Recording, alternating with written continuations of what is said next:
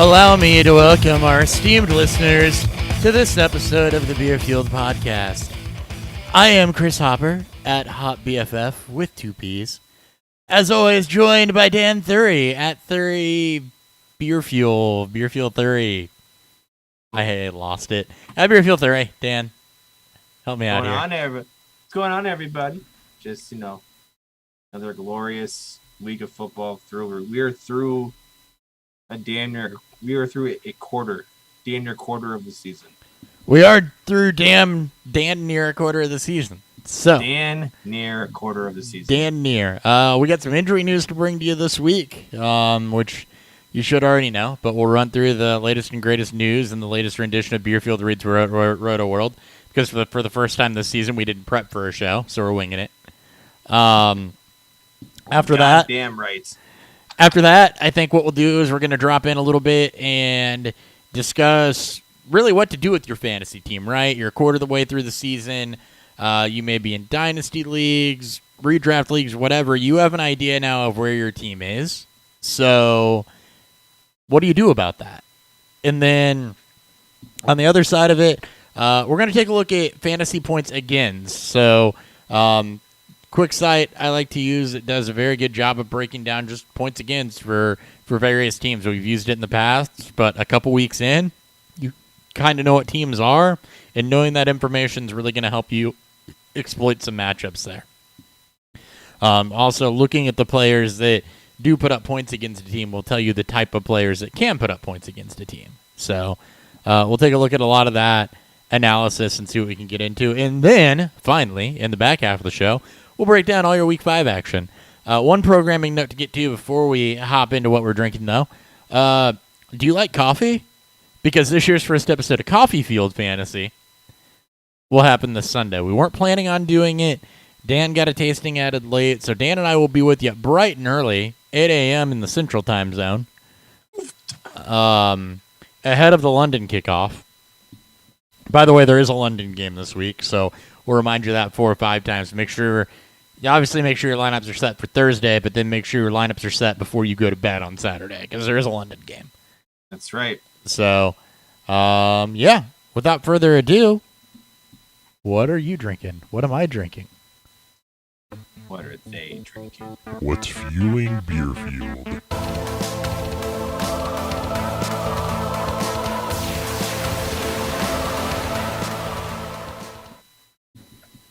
What are you drinking? I am drinking what is referred to in the community as Canadian blends. This is Caribou Crossing. This is kind of the Canadian whiskey. It's Canadian single barrel owned by Sazerac. And there's a moose topper instead of a horse. That's why. That's why it's called. That's why it's referred to as Canadian blends. Canadian blends. Caribou Crossing. This was gifted to me. As you can tell, I drank off of it for a little bit. This is gifted to me by a good buddy of mine when I moved down to Springfield. I have had mixed feelings on this, but I haven't had it on the show yet. I have most of everything that I own at this point on the show, and probably the more they'll need to buy at some point. So we're going to continue Dan's anti not drinking beer on the show for whatever reason. There's no reason at all. And we're just going to keep drinking the good stuff. And I am joining him with the good stuff this week. So part of the reason for this is I just looked at my collection of sours and said, I don't really feel like a sour tonight. And the other part of the reason is I haven't done bourbon in a while. And the other reason is that what I have, there's a ton of store picks of this popping up around wherever you're at. So if you're into bourbon, you've probably seen these before and are wondering, is it worth the price of admission? So what I have is from Lux Rose Distillers Collection. This is the Rebel Cast Strength Bourbon, so formerly Rebel Yell. But this one's 113 proof. It is my group's pick, so the St. Louis Bourbon Society pick. But again, these are all popping up all over the place. You can find them, it's the new Maker's Mark, essentially, right? Where everybody has a Maker's Mark pick. There's a lot of people coming out now with these Rebel picks, and then the companion, the Ezra Brooks pick. So, but they are done by Lux Row. We will have a full review for you coming up. All right. Let's go ahead and get into some news. And as I go ahead and look for new news and notes, let's go all the way back to Thursday night. We talked about this a little bit on Fantasy Six Pack episode last week, but DJ Chark busted his ankle. He's going to be out for, I think it's 6 to 8 weeks. Yep. So Visca Chenault, I think, was their team lead in targets after he went down. After Chark went down. So this is the window that Visca needs. But kind of a tough break if you YOLO started DJ Chark like a couple people on the show did. Yeah, I mean, it's, Visca's kind of ADOT and where he was getting targeted was, it was kind of almost like a Curtis Samuel-esque, a Tavon Austin-esque, a now Cordero Patterson-esque, where he's operating short to the line of scrimmage and he's getting in the volume that you want to see, but he's not getting the yardage, being able to turn it up, basically getting his yak. And as soon as Chark went down, the way that they used Visca, which I don't know why it took him this long to figure it out. He's such a big body guy. They started using him downfield. And now we have essentially A.J. Brown light and Visca operating downfield more. Yeah. In what should be his primary role moving forward. He's Deebo Samuel, where you have these big, stocky wide receivers that are very good after the catch. And it's, unfortunately, it shouldn't take an injury for this to happen, but it did happen. And now we got to see, what Visca, what he could be in this offense, with Lawrence and now with Chark out for the majority of the season. Well, and with volume, he had 7 targets, 6 receptions, season high 99 yards. So I mean, it's really with volume, and he's got Tennessee coming up, which is a good matchup for him. So, yeah. You're full speed on Visca. Some other injuries to get to. David Montgomery has a knee problem, hyperextended it basically. Estimate on him right now is 4 to 6 weeks. So you are going to get some Damien Williams in there. We don't have waiver shows. We shouldn't have to tell you to go get Damien Williams off waivers. Damien Williams, though, also a little banged up, and we don't know that he's going to get the full workload or not. The third name to know there that is likely still on waivers, or could be, in some home leagues and stuff, is Khalil Herbert. Herbert is a rookie this year. He's somebody that he came out a little older, but athletically he profiled all right, and on film he profiled like if given an opportunity he could do a little bit of damage. So it's a name to stash, basically, until you see how they're used if you want to get out ahead of the curve instead of be chasing points next week. Exactly.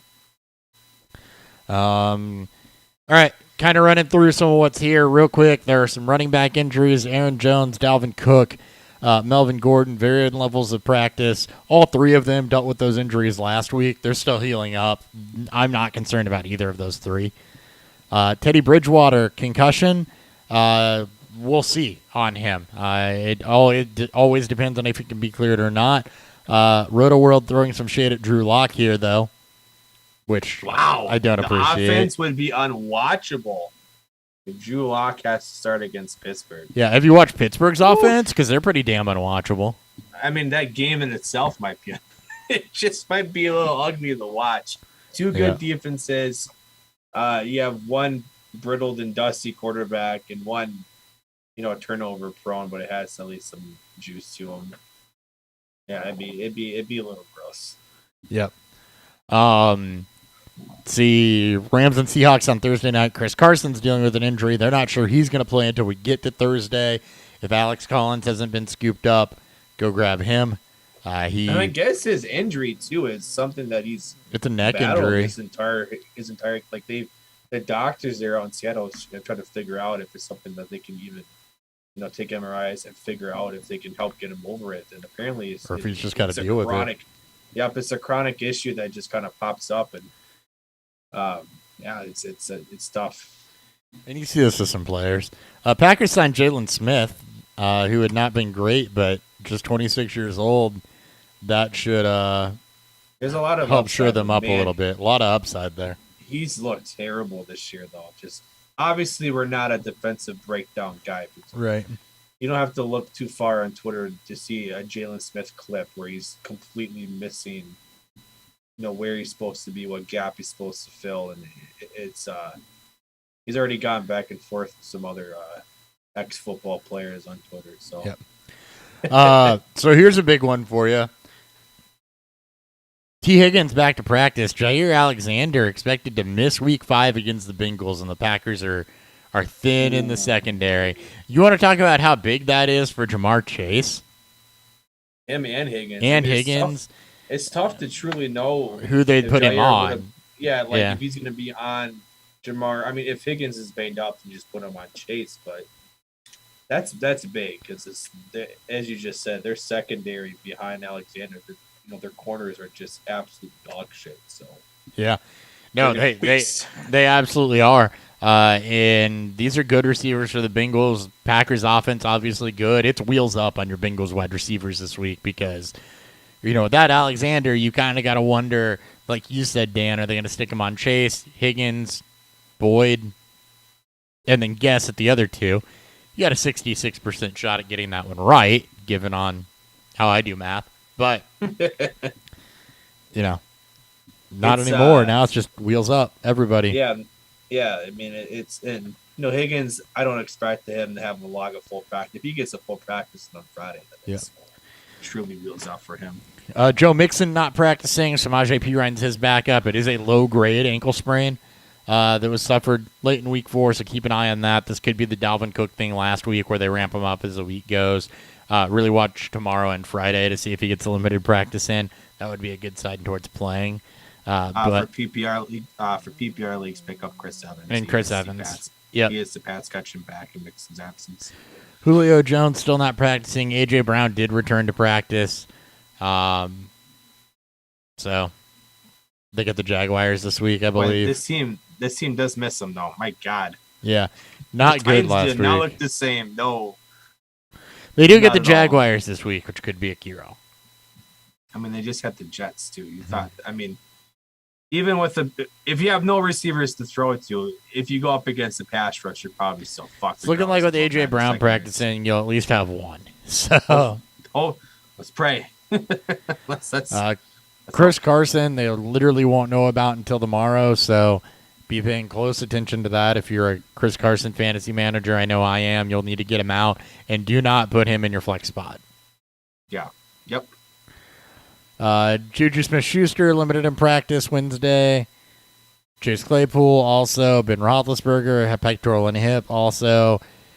Again, we don't dedicate a lot of time to injuries on this show because it doesn't matter until Sunday. We just try to go through, like a lot of these guys not practicing on Wednesday. Yeah, Wednesday is what will be predominantly a rest day for injured people. You'll get them into practice Thursday, Friday, either on a limited or full base, and then keep going. Christian McCaffrey back at practice, though. That's notable. It's big. I think he comes off of IR next week. He can. Yep. Or 2 weeks. 2 weeks. It's 2 weeks. Because, he was put on week 3 from that Thursday game. Put him on IR. So I think he has 2 weeks left. Yep. Logan Thomas to IR. So 3 weeks for him. NASCAR is his backup. Rookie Seals Jones. But NASCAR. You will need an alternative if you had Logan Thomas rostered. Might I recommend Dalton Schultz if he's out there. They did also sign Chase Sternberger. I wonder if he still has to serve his suspension. I wonder if he's still suspended or not. I don't know. I don't think so. He was. He was on the practice squad, but I think he served it before the Packers cut him. Yeah, should have. Oh. So anyway, something to keep an eye on if Thomas misses time. We know that Ricky Seals-Jones is not dynamic. We thought Sternberger could be. So now that I talk shit about Ricky Seals-Jones, about to go off. The Panthers acquired Stephon Gilmore. Dude, it's 6th round. For a 6th round pick. 2023 6th round pick. Now this came out after reports that the Patriots were looking to release Gilmore.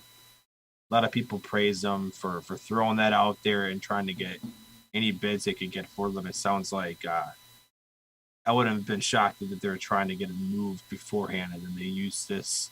Well, we're about to release him, so come get him before he goes through waivers. Okay.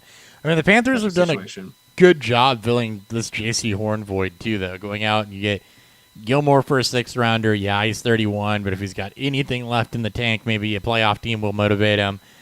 Trade for Henderson. You have A.J. Boye. I mean, at least on paper, that's a formidable bunch for losing your top corner. And you still have, Jimmy Chain in the in the backfield in the secondary with my safety Jimmy Chen. You have one of the best front fours right now in football. It's gonna be a good defense, and the fact outside of them having to play the Bucs, they have 2 weak 2 week offensive teams, and they've already played the Cowboys, so it's not bad looking defense for your for streaming options. No, it is not. Let's see. Justin Fields, Bears starter going forward, as it should be. Look, volume with Fields is not there last week. It didn't need to be. He didn't have to throw. Running game absolutely was. That's just kind of Detroit for you. But, this week against Vegas, probably going to have to throw a little bit more. And he looked good. Him and Wilson finally showed out why they were, high value top picks. Both of them had very solid highlights when it comes to some of their throws, and it looked like they both kind of, settled down. And that's why there's nothing wrong with, getting a quote unquote soft opponent on your schedule to kind of help. No, build confidence, settle things down, slow things down, get you rolling right. Peyton Barber, multiple weeks of turf toe. That's a little bit of a boost for Drake, who should see the rushing duty now opposite of Jacobs. Will Fuller to IR. We barely knew ye. Anthony Miller released already. So They traded the Bears a 5th-round pick for Miller. They have nothing at receiver. And, they traded a 5th-round pick for Miller in a 7th round. So they give up a 5th-rounder to use him for a couple weeks and release him, even though you have nothing behind Brandon Cooks. Pretty good. Yikes. Lions guard Frank Ragnow to IR, turf toe.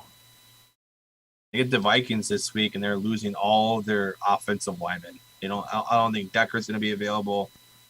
With Ragnow and IR, I think there's something going on with Sewell too. So, yeah, not good. Keep an eye on that. Oh, Drizzy Drake dropping in. Drizzy Jake dropping in with the questions. What do you got? Guys, should I trade Swift and Judy or Renfro for just D-Hop? No. No. Swift in itself, especially for both leagues, adds more value than D-Hop. I wouldn't even, if you were trying to acquire Hop, you would have to add more. That wouldn't move Swift in a 1-for-1 for Hop. So, well, it sounds like he's on the side trying to acquire Hopkins. No, he said, should I trade Swift and Judy or Renfro? So Swift and Judy or Swift and Renfro for just D-Hop? For just D-Hop. Yeah. Should he trade? I read that as should he trade them away to get Hopkins? That's what I'm saying. And I'm saying don't do that. Swift has more value than Hopkins, so don't trade. Yeah, don't trade. And Renfro right now with his role and with the Raiders, it's floor plus. Flying, I don't know how many wide receivers you got to start, but if it's 3, Renfro's formidable, especially in always healthy. Judy's expected back after week 6 if you can ride that out. Look, the upside of Hopkins is obviously tantalizing, for sure, but I think you're giving up a little too much depth at that point, especially with Swift included. If it were a lesser running back, then I'll be interested to know where your running back. Yeah, I mean, with the running back landscape looking, dimmer and dimmer as we're starting to see starters who were, considered workhorses within their offense getting banged up. It's very difficult to trade away, a top 5 running back right now. I know he's coming off kind of a down week, but I mean, yeah, I wouldn't make that deal. It's hard. Hopkins this year, I mean, the reality of it is for a guy that lives off of target volume, he hasn't seen double-digit targets once. He hasn't seen a 100-yard game. So, you're not playing with the Kyler same Murray's ceiling, playing man. at an MVP level. He doesn't need to rely on. I mean, Hopkins he's benefited on playing in offenses with nothing really around him. He always had Will Fuller, who was always hurt, and his last year with the Cardinals, I mean, he struggled when Murray's banged up his shoulder, and it was just him because Kurt was playing out of his role, and Fitz is 80,000 years old, so there wasn't much competition until now that they finally added more pieces and then put people in their right place. Where now you're starting to see his age is showing. He's 29, and he's not a separator. And while he's a decent route runner, he makes his living off of 50-50s, and he's always made his living off of high volume. One more question is it smart to start Patterson at RB2 since he's playing at 9:30 in the morning and start Swift at the flex? Yes. Yes. If you're going to play Patterson, don't play him at flex.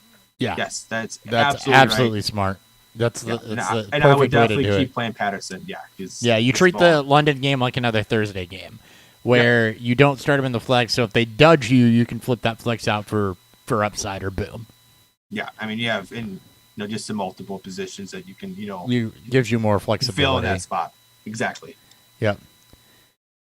I'm sorry. I got to read this just because of the way that it's written. Jaguars so-called coach Urban Meyer said the ownership of this team is with the players.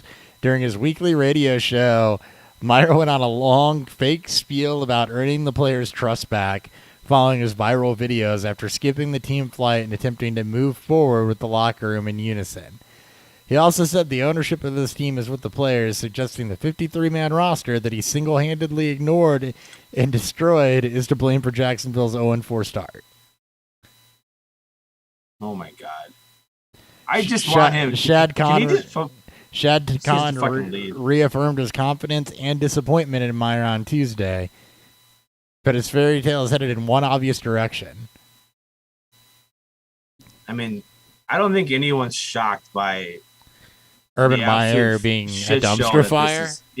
How this has turned out. Yeah, no, I think everybody saw this coming when Urban Meyer was signed there. He may be the first coach fired this year, but yeah, I don't think anybody did. And here's the thing, right? Who you blaming for the 53-man roster? Your offense is good. Or should be. Your defense sucks.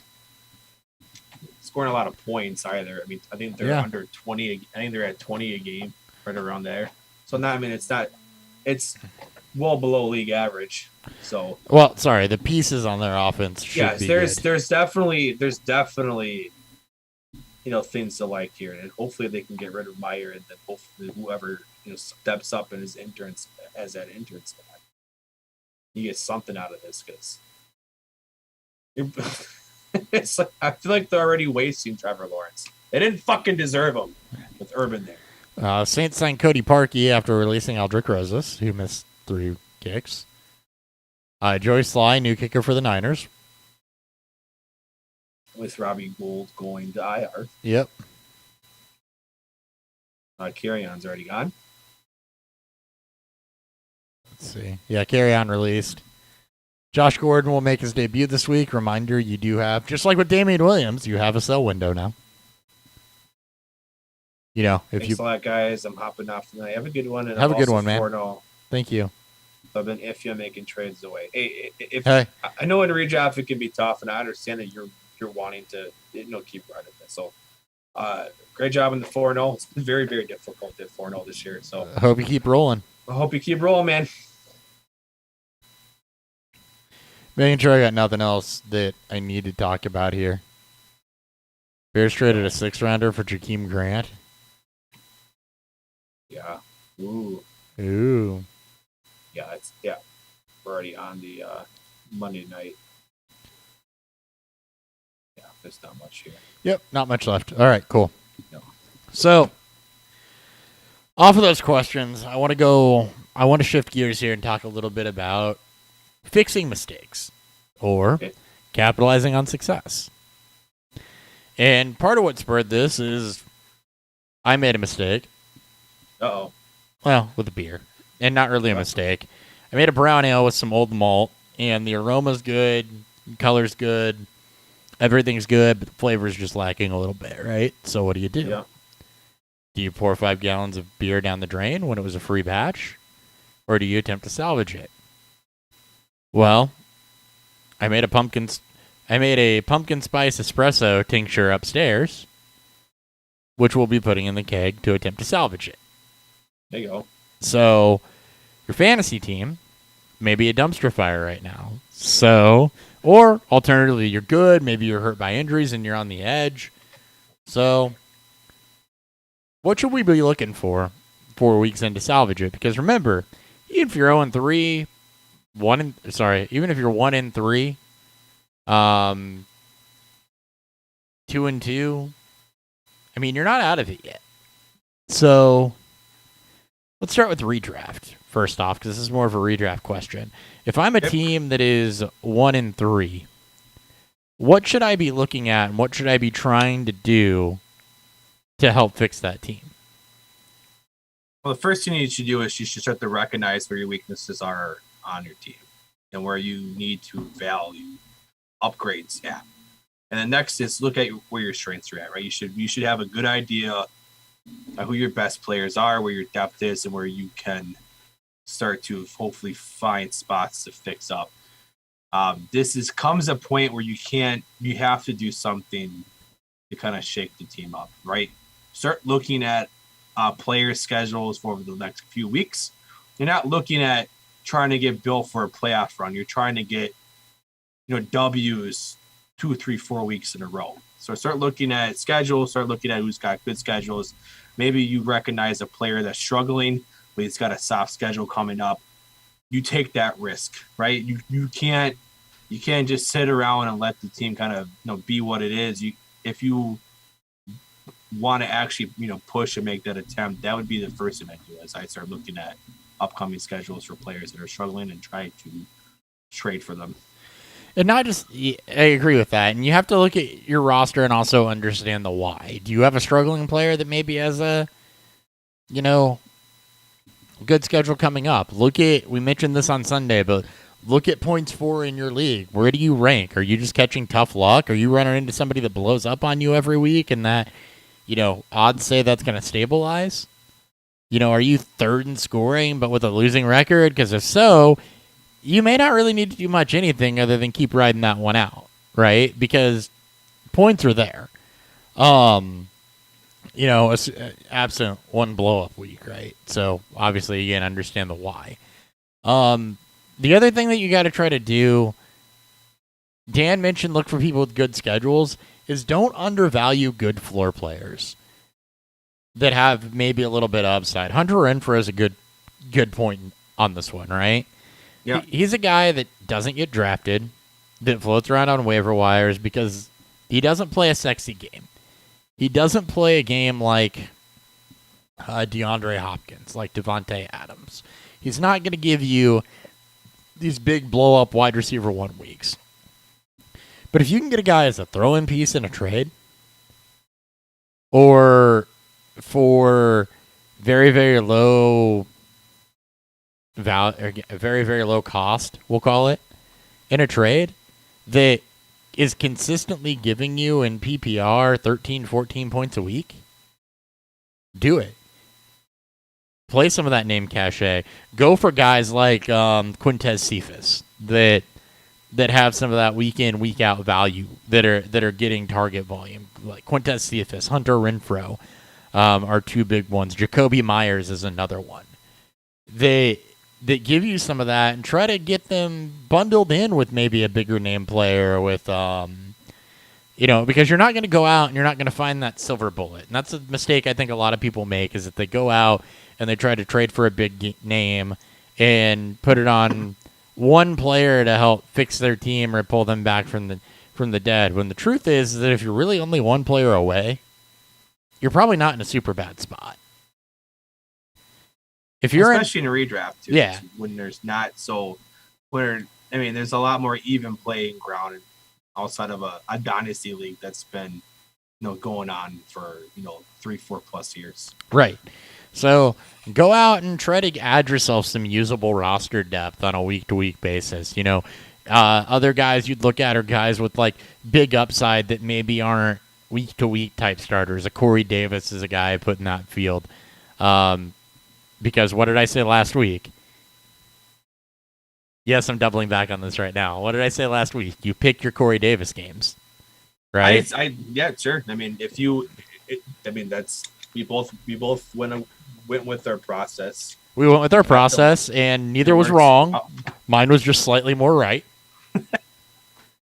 I mean, he scored, right? I mean, he had a good game. They both scored. He would have gave you someone that's just kind of where he is. The difference was essentially 20 yards and 3 receptions between the two. Yeah. So 5 points. But yeah.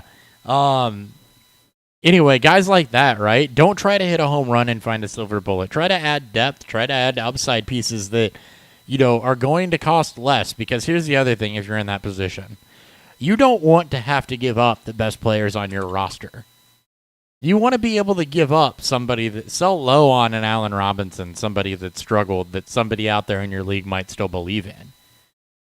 So those are the types of guys you target. The guys that have shown week-to-week upside, the guys that don't have a lot of name cachet, the guys that aren't cracking some of these starting lineups but are putting up points. Yeah, exactly. All right, we got a did I win question. Okay. He just got he got in trade. Hollywood. So he traded Cortland Sutton and Melvin Gordon for Hollywood Brown and Zach Moss. He's asking, did he win the trade? It's redraft. I don't think the scoring format matters too much. This one's really close. Moss should have the longer term value compared to Gordon. That's also tough. I don't expect Gordon to just go away at any point this year. Sans injury. Sutton's a better and more complete receiver than Hollywood Brown, but Marquise is getting the volume. And even when Bateman comes back, that doesn't affect what Hollywood does for the Ravens offense. Hollywood right now is a top 20 receiver. He gets the deep shots because that's what the offense wants to do. And if he's going to get that every single game, and he's outside of drops happening, but as well, he's getting those shots and those targets. So I don't think you won this trade. I don't think anyone won this trade. I think it's a very even trade. Which means you both win, right? Because that's one of those trades you make because you value players differently. Yeah, you're absolutely right. It's very much like for like. There is not, to me, a huge difference right now between Melvin Gordon and Zach Moss. You got two people in split backfield work. They're both the more efficient backs of the split. I don't know what schedules look like going forward. Looking at Gordon's, it's not that fantastic. So, yeah, that might tilt a little bit towards Moss. I prefer the Cortland Sutton type of receiver just because a little bit more consistent volume, but the week-to-week upside I don't think is quite where Hollywood's is. You got a guy that can hit, we saw the other week, he's a couple drops away from having 2 or 3 huge plays and two or three chunk plays. So I'm with Dan on this. At first blush, for me, the way I value players, I lean a little bit Sutton/Gordon. The other thing about the Sutton-Gordon side of that trade, though, is team exposure. And I know when people draft, we kind of say don't pay attention to teams. The problem with this, right, is that when you got the Broncos that run into, we'll call it 2 of the next 3 weeks are against the Steelers and the Browns, right? Those are tougher defensive matchups. Yeah. You're now hurting a couple potential starting spots on your team. So you do diversify your roster a little bit in that way from the Brown-Moss side. So I think I'm going to lean Brown-Moss a little bit, but I'm with you, Dan. I don't think there's a clear winner here. It's a very close trade. Props to both of you if you feel better about your roster after that. That's what it's about. You're playing your game. But, like I said, just after breaking it down, slight Brown and Moss, but it's not egregious at all. I think it's very close. And that's what he said. He said he doesn't really trust the Broncos QB situation. Sure. And there's going to be a lot of people that are going to be out there. They're going to be asking about Brown when Bateman comes back and how that situation is going to look. And it's like I said, it's not. It's what I would consider side grades. I don't think there's a clear in terms of what all four of these players will add to their respective teams. Their respective fantasy teams are going to be, far above ahead of the rest. But just like you said, if you feel your roster got better, then that's all that matters. I trust Moss a little bit more than I do Gordon. But they're both in these situations where it could lean the other running back just as easily as it could lean in their direction. So, good question. Good question indeed. Thank you very much for asking the question. All right, I want to go to the other side of redraft now, right? So, fringe teams obviously take the hybrid of this device, but what if you're a team that's doing well?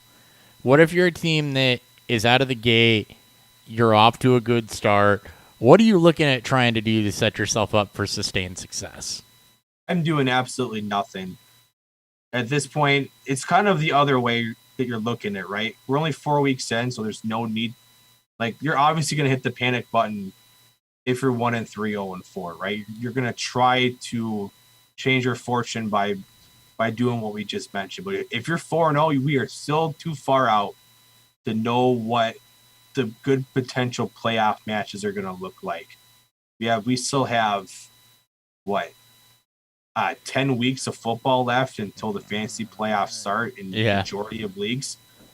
Don't worry about trying to set your roster up for playoff success until you've locked up a spot, or as you're getting closer to your trade deadline and you're trying to not fuck your team up too much, but put yourself in a position where you're making 1 or 2 trades. You're starting to look at which backup running backs you want to roster to make sure that you don't lose out on a running back, on this team started running back, due to injury.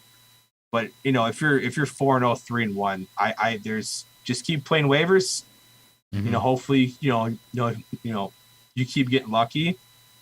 By no means should you not just go out there and try to see if you can get some of these good players. Swift coming off of a not great game, Antonio Gibson in the same boat, trying to pry away Jonathan Taylor because he doesn't get a lot of, he's still splitting touches and snaps with Hines, guys like that, or trying to go out and acquire CeeDee Lamb because it wasn't his week this week. Like there's obvious players you can go into attempt, but I'm not trying to mess up my roster too much if I'm on a hot streak.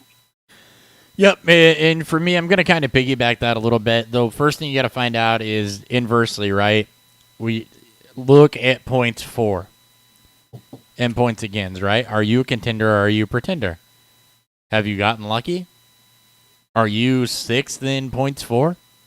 Yeah, that's also very true. Or are you catching teams on dud weeks where your points against is the lowest in the league? Because look at where your players rank amongst their position groups. And first off, make sure that you're 3-1 or that you're 4-0 is real, and that you're not standing pat when you should be treating it like your record is worse than what it is. That's my first piece of advice. That is also very good advice. My second piece of advice is, like you said, play the waivers. But at that point, I'm looking to make sure I don't get snake bit, right? If I have a very top-heavy roster that hasn't dealt with an injury yet, and I drafted a bunch of upside on my bench, I'm looking at things like snap share. I'm looking at things like I'm not going out to try to burn a waiver claim on Damien Williams as a 5-week rental or a 4-week rental, but I might be interested in burning a waiver claim or seeing if he's still out there afterwards on like a Khalil Herbert, right? Put somebody on my bench, see what they become, see if they can charge out a role. Or, I might be looking at a guy like Quez Watkins in Philly who's flashed a little bit. Take that data that you have and try to build yourself some roster depth through the waiver wire or through little kind of side trades. Not every trade has to hit a home run. Try to build yourself some roster depth there so that you don't get snake bit by injuries, or that you aren't trying to coast off of that hot early start because you lose 2 players and you have nobody else on your roster. Because the other thing about roster depth here, too, to keep in mind, we start bye weeks next week. So not only are you going to be contending with injuries, you're going to be contending with bye weeks, and you're going to have to start filling out your lineup with some of this roster depth. And this is kind of where teams start to separate a little bit, right? First 4 weeks, everybody kind of drafted well, pretty close together. But how you drafted the deeper parts of your roster are going to start to matter more and more. So if you don't have that roster depth, if you don't have right now 2 or 3 guys you're debating on for your last couple starting spots every week, then you got to go out and we say every Sunday that's a good problem to have. With some of the questions that we get, you got to go out and make sure you have some of those good problems. Because if you don't, down the stretch of this season, you're going to catch an injury, you're going to catch a couple bye weeks that are bad, and, everybody's contending with bye weeks. But, it will make or break you. So make sure that your roster depth is there. That's my other tip to people that might be front-running. You don't stop what you've been doing, right? If you're at this point, you've probably made some key pickups. Obviously, if you're 4-0, you probably drafted fairly well. But there's been a lot of injuries to both running back, receivers. There's been struggling tight ends and quarterbacks switching around, depending on how you drafted your team. You've probably done fairly well. Just don't change up what you've been doing. But don't also ignore trying to make your roster better through waivers. Obviously, don't burn a waiver if you're playing through the traditional waiver system. Don't burn a top priority spot unless it's completely obvious, and we don't have one of those this week. So, just continue to do what you're doing. Well, we can double back at this question in another 4 weeks, when we're in week 8 and we're 2 to 3, 4 weeks away from trade deadlines. That's a different story. That's when you're 8-0, 7-1, 6-2, 5-3, and you're starting to look at your roster and building towards that playoff depth and trying to acquire players within its value range with great schedules. And we'll get to that point because the defensive landscape can look completely different. Look at the Panthers now. Yeah. Through 4 weeks, look at Dallas. Like a lot can change. Mm-hmm. Look at the Saints and things alike. Look at the Saints last couple of years, right, where the defense started out slow and then figured it out. Or, the Bears last year where they figured out how to run block, and all of a sudden Dave Montgomery went from a liability to an asset. A league winner. Yeah. He was a league winner. So, he's good. All right, I want to turn this to Dynasty real quick. This will be a little bit more cut and dry. Obviously, the same kind of watching points and figuring out what the real story is applies. But if you're in Dynasty right now and your record is not, if you're an 0-4 or a 1-3 team, start selling. Yeah. This one's pretty, these are obvious. If you look, this is kind of the same when it comes to look at your points for. If you are a Schron team that's just got a case of bad luck, then you can make the decision of, okay, do I double down and try to fight for a wild card and then be that scary team out of your wild card spot, or do I just retool for next year? Right? Some of these teams will obviously look like contenders and sell teams. It's Dynasty, especially if you played a few years. That's not going to shock anybody. And I'm in situations like this, as we talked about on our Sunday stream. In the home league that I run, our non-best ball one, Hopper has the highest scoring team right now. He's 3-1. Yep, looking very strong. I've got a hole. Most of the rosters in that league are very balanced. One of the most balanced leagues I've seen through 5 years of playing. It's absolutely insane how strong each team looks.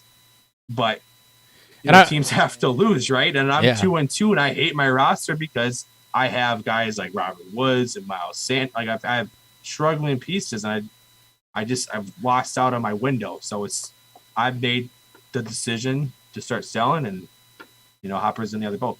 I am in the other boat, right? And when you decide to sell, the important thing there are 2 things there. You're targeting draft picks, but know the shelf life of your talent and try to hold on to some of your young talent if you can. A good example of this is like if you drafted CeeDee Lamb last year and your team's still not good and you're in a sell window.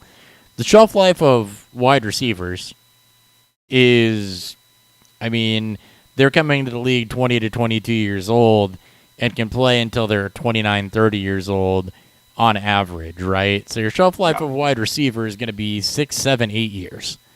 Your shelf life of running back, in most cases, 4. So Know that, and you don't have to move all of your good pieces to sell, because otherwise you're going to be in constant rebuild. So, yes, you want to accumulate draft picks, but you want to do that through, maybe guys like Cooper Kupp is getting there, right? To where you've been 4 or 5 years in the league. He might be a piece you're trying to offload. Amari Cooper, if he can get healthy.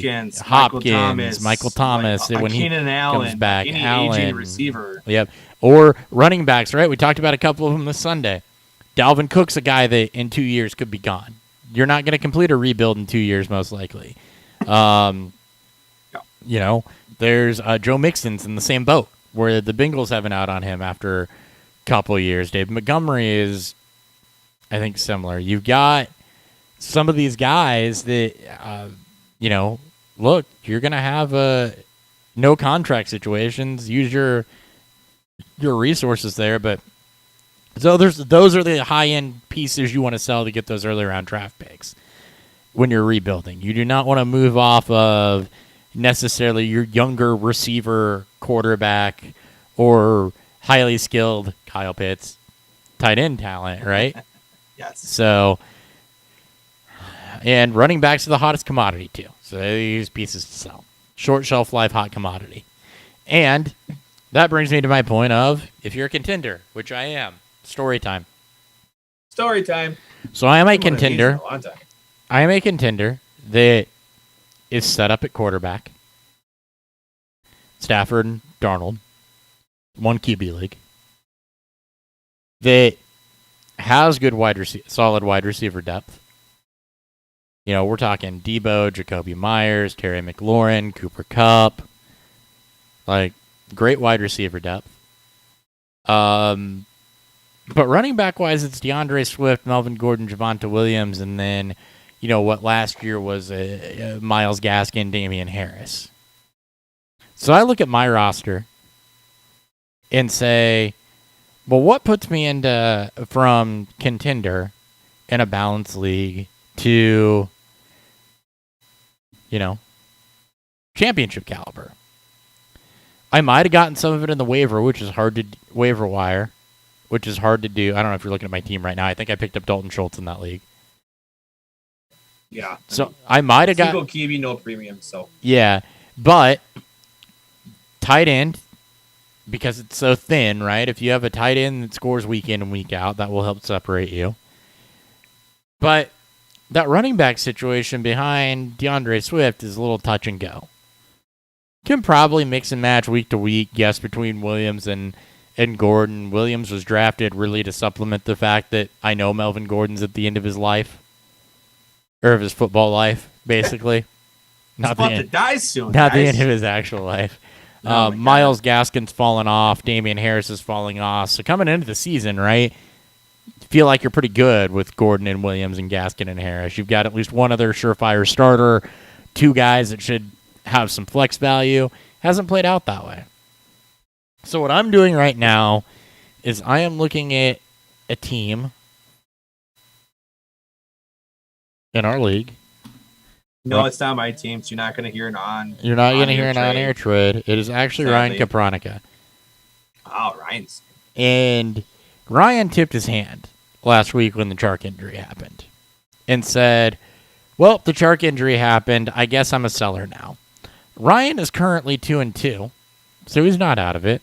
He doesn't have a bad roster, but the Chark injury does leave him a bit thin at wide receiver. He's really thin at wide receiver. Like that's where he does have. If he wanted to go all in, he could do that, but he is rough at receiver. Right. So since he's tipped his hand at selling, I'm kind of stalking there, right? I am lurking in the waters at. Oh man, I see a running back that could pique your interest. I see 2 of them that pique my interest. I am lurking in the waters. I see 3 that pique my interest. I am lurking in the waters here at what can I pick up that's going to put me over the top. I am one of those buyers for those running backs that I just talked about selling, because that's what's going to put my team over the top. And I don't need the number 1 draft pick. I got Williams, who when Gordon's gone figures to be a solid asset. So I'm going to be laying here and waiting to see, one, if Cap loses again. And for my best piece, I'm willing to part with to try to restore some of his value. And then I'm going to try to make a run. If Kapronica still feels like he's a seller, I'm going to make a run at an Aaron Jones, a Kareem Hunt, or a Darrell Henderson. Those are all 3 guys that are very attractive to me. Hunt, They're very good-looking people. Yeah, Hunt being at the top of my wish list there. But, there are 3 guys, or Jones. There are 3 guys there that I very, very much could trade for. I have the wide receiver depth that I could trade to him if I wanted to. But what I want to happen is I want Damien Harris to recoup some of his value as the Patriots' schedule gets a little easier. And then try to bundle him with a second rounder and maybe plus a little bit on top and see if I can put together a package to make that happen. Try to hold on to my first rounder for future purposes and give up second and what would be considered a high-end usable lottery ticket on a team that is close but feels like they're in rebuild. Probably have better luck with a wide receiver, given his roster construction. That's something we can talk about. But I am looking at, basically that's a long way of saying, as a contender right now, if I'm not ready to pull the trigger and buy, because keep in mind, I'm an injury to one of the Broncos running backs away from being okay in that category too. But I'm going to sit here and lurk in the waters, and I'm going to start looking at teams and figuring out where those respective managers are and figuring out what do I want to target. And then try to time up the value. That's what I'm doing as somebody that's in contention. Dan, any advice you want to throw out there for contenders in Dynasty? So, funny enough, I have there's another league. A few of these league mates that I play with. This is guys I've met through various Twitter conversations and Discord chats. I believe a few of them listen to the show. I don't know if the guy that I'm traded with today does, but either way, I am 4-0 in this league. I'm 3rd in scoring, and I just lost David Montgomery. Running backs are JT, Montgomery, and then a mixture of Sony Michel. I had Kenny Gainwell. He had been moved in said trade. So running back situation with Dyer. This is a 14-team league, 2 QB. Start 2 running backs, start 2 running backs.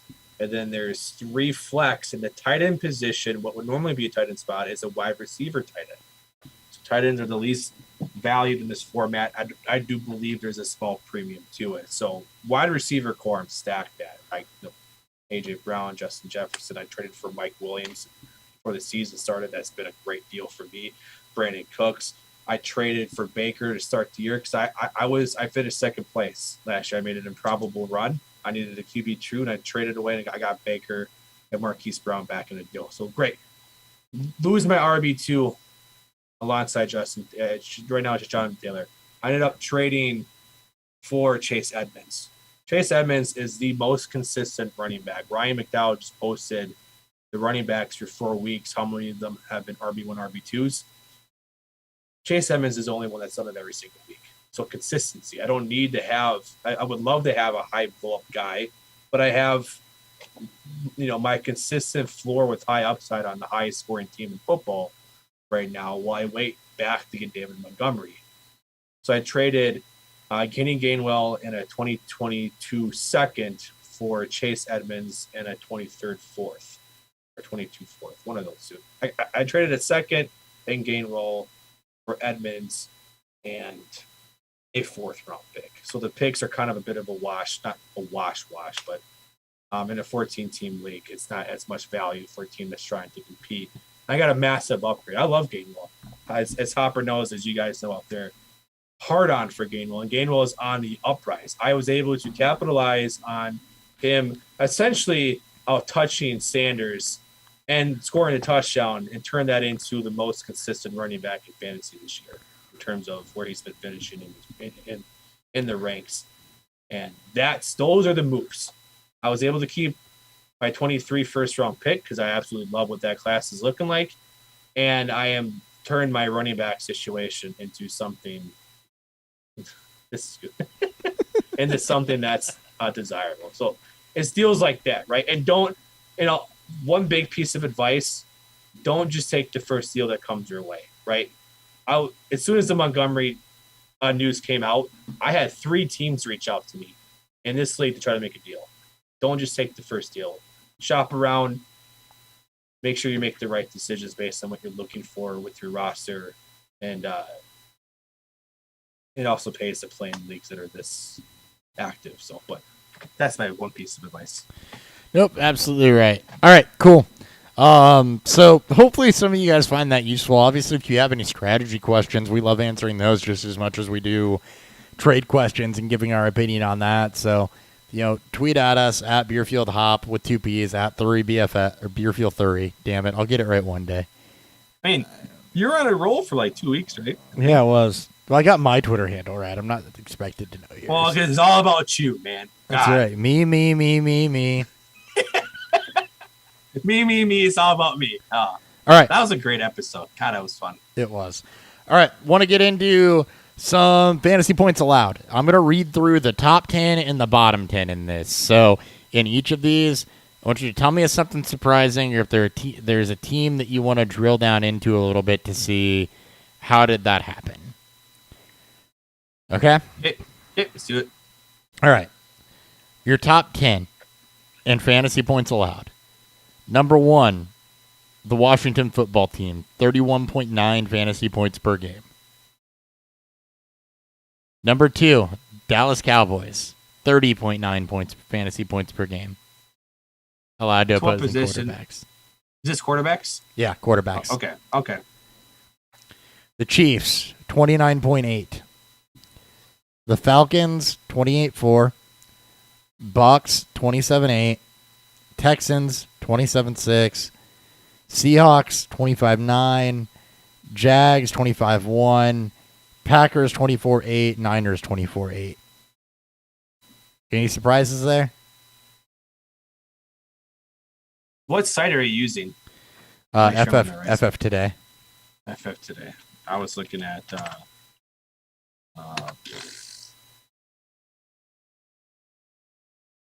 NFL.com. So I was a little thrown off by this. I'm like, wait a minute. Yeah. No. I just want to get to the right. I want to get to the right spot. So I'm on the FF Today. FF Today. Did under rankings? No. If you go to the main FF Today and then I gotcha. Stats. Yep. Got it. Perfect. And then points allowed. Shocking ones. In that top 10. I mean, I don't know that I'm surprised about anybody in that top 10, right? Because most of it's what we'd expect. It's offenses with a bit more firepower that don't have good secondaries. Washington's a surprising one, but I think we already know why they're the surprising one. It's because the pass rush has not been there. They've given up 71 points over the last 2 weeks. That's a lot of and points. 3 straight over 30. And also note, I mean, we played 4 full weeks. We have a pretty good idea of what some of these teams are going to look like. Right. There's also been some teams have played very difficult parts of their schedule. Some haven't. So when you're looking at this, when you're using points against as a way to help, put yourself in a competitive position against your league mates, obviously be wary of what you're looking at, within context. So I want to make sure that the listeners out there know that don't just go off this like it's scripture, like it's no, you always remain the same. Everything needs context. The other important part is drill down and make sure that it's not artificially inflated by like one blow up performance. I went and looked at of course. I went and looked at the Texans to make sure that it wasn't overly inflated by just Josh Allen, for example.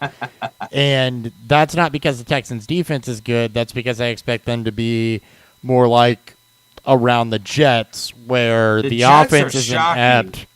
Have you seen the Jets at the bottom? Yeah, bro. 31st. Yeah, but you know why that is. They And played against no offenses so far. That's the well, Panthers, it's the best offense they played against. It's not even that they played against no offenses, right? The reason that the Jets are down that low is there's a correlation. And it's a correlation I've talked about on this show before, which is that bad offenses, they're second worst against the run. They give up 25.9 a paid game to backs. But it's also game script. Year after year, we see that bad defenses with not good offenses don't give up a ton of points to opposing fantasy quarterbacks because the game script puts you in a running mode. And that's exactly what the Jets are. They're 31st in points per game per quarter allowed to quarterbacks, right? They're not a good start for your quarterback. But you know what they are? A great start for your running back. Because they're second in points allowed to the running back. Your bottom 10, some of them kind of fit that bill.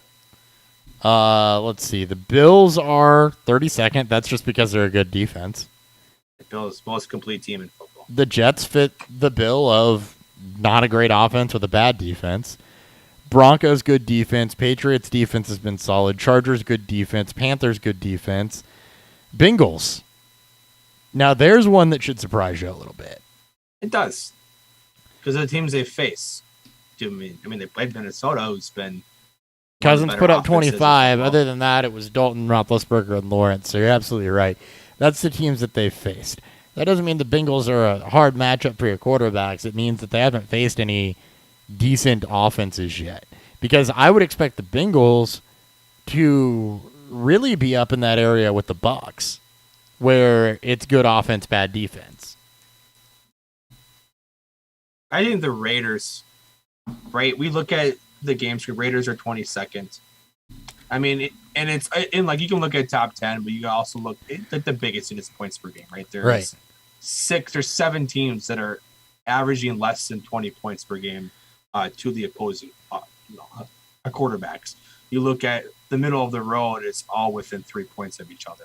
Yep. The Raiders are also a team that are in that bottom half that have faced very good teams: the Chargers, the Ravens. Obviously, Pittsburgh's not much in Miami, so they faced 2 very strong offenses.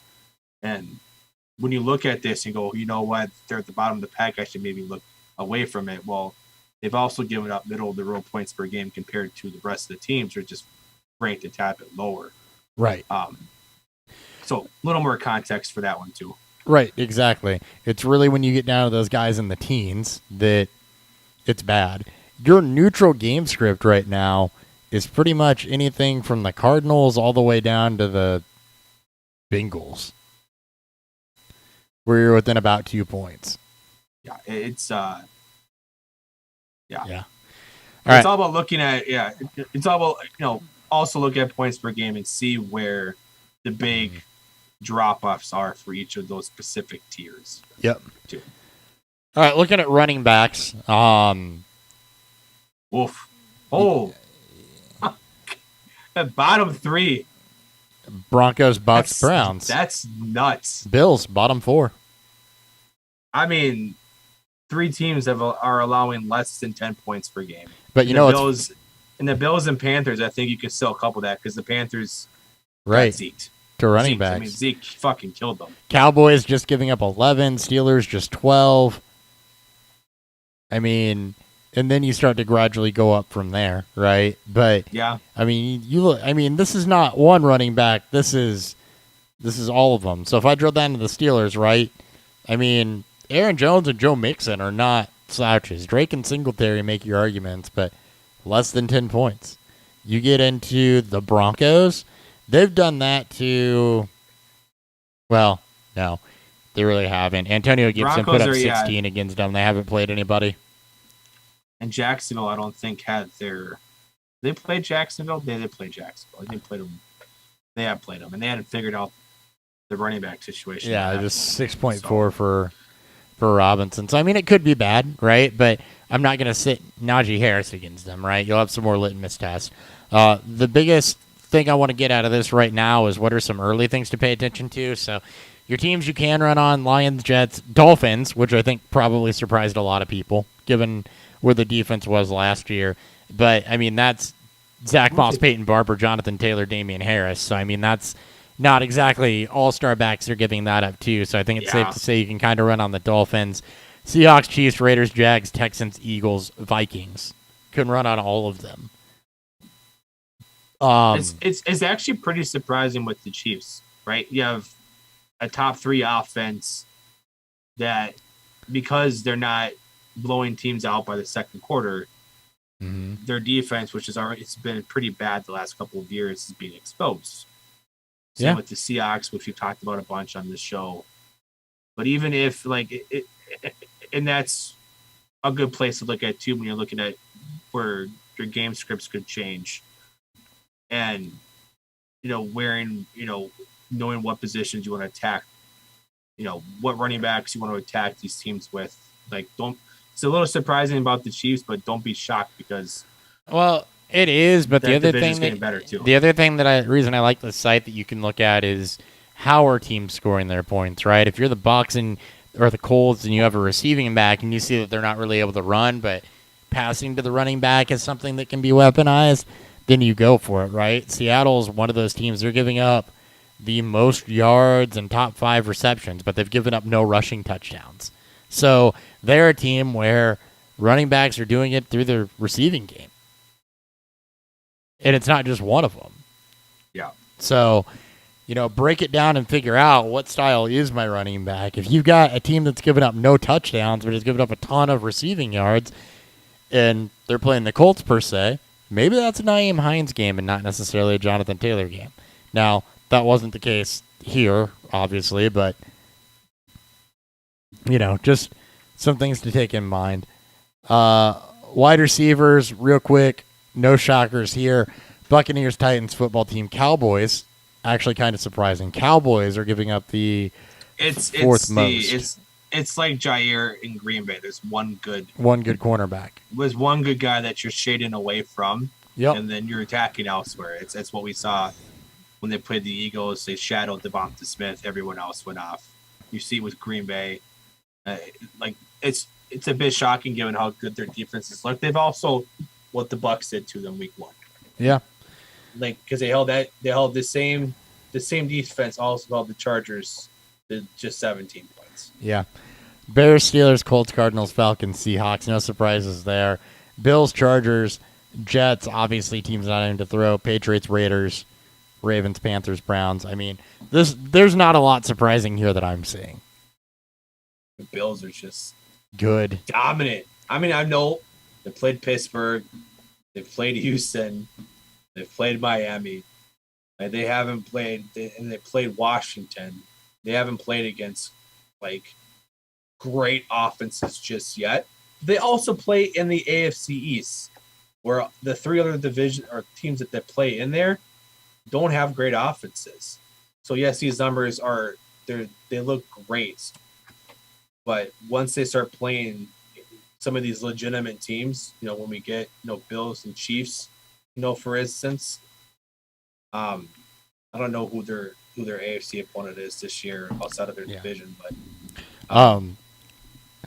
look real quick. No, I was just gonna switch gears to tight end so we can get through this exercise. Yes. Go, no, you're good. My bad. There's only one team that is blatantly start your tight end against them right now through multiple weeks, and it's the Baltimore Ravens and Texans. Nope. Look at Look at what happened to the Texans. They are not an auto start.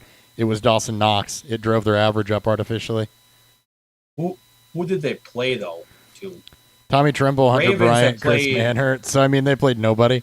It was Buffalo with Dawson Knox, and that's it. But how many tight ends are somebody? True. I mean, with the counterpoint, the Ravens have played probably the gruesome tight end schedule of Darren Waller, Travis Kelce. Sure. And you're right. Noah Fant, not easy. Yeah. So also contextual things. Lions Hawkinson, they played what we had as consensus top 3 tight ends. Yeah. Hawkinson week 2 or week 3. Obviously Kelce in week 2 and Waller in week 1. So maybe if you're looking for tight end starts, it's the Giants where Albert O, Ricky Seals-Jones, Lee Smith, and Jawan Johnson have done it. That's what you want to look at. You want to look at who are defenses giving up points to shitty tight ends, Giants are the team you want to target. That's what I've gathered. They've also given up the most touchdowns as well. They have indeed. The site is fftoday.com, by the way, if you want to go look at this stuff. If you've listened to the last couple of years where we actually did prep, anytime I threw out a stat that was, this team's allowed X amount of points or is allowing the fourth most points to this position group, or, receiving backs can really do it against this team. That's all based on analysis from just quick looks at this site. It is a great resource. It is a great tool if you're debating some of these things. So, make sure you check it out. Let's go ahead and hit a review, and then you can take us through the games this week. Beer review. Bourbon review. Whiskey review. You have Canadian. Yes.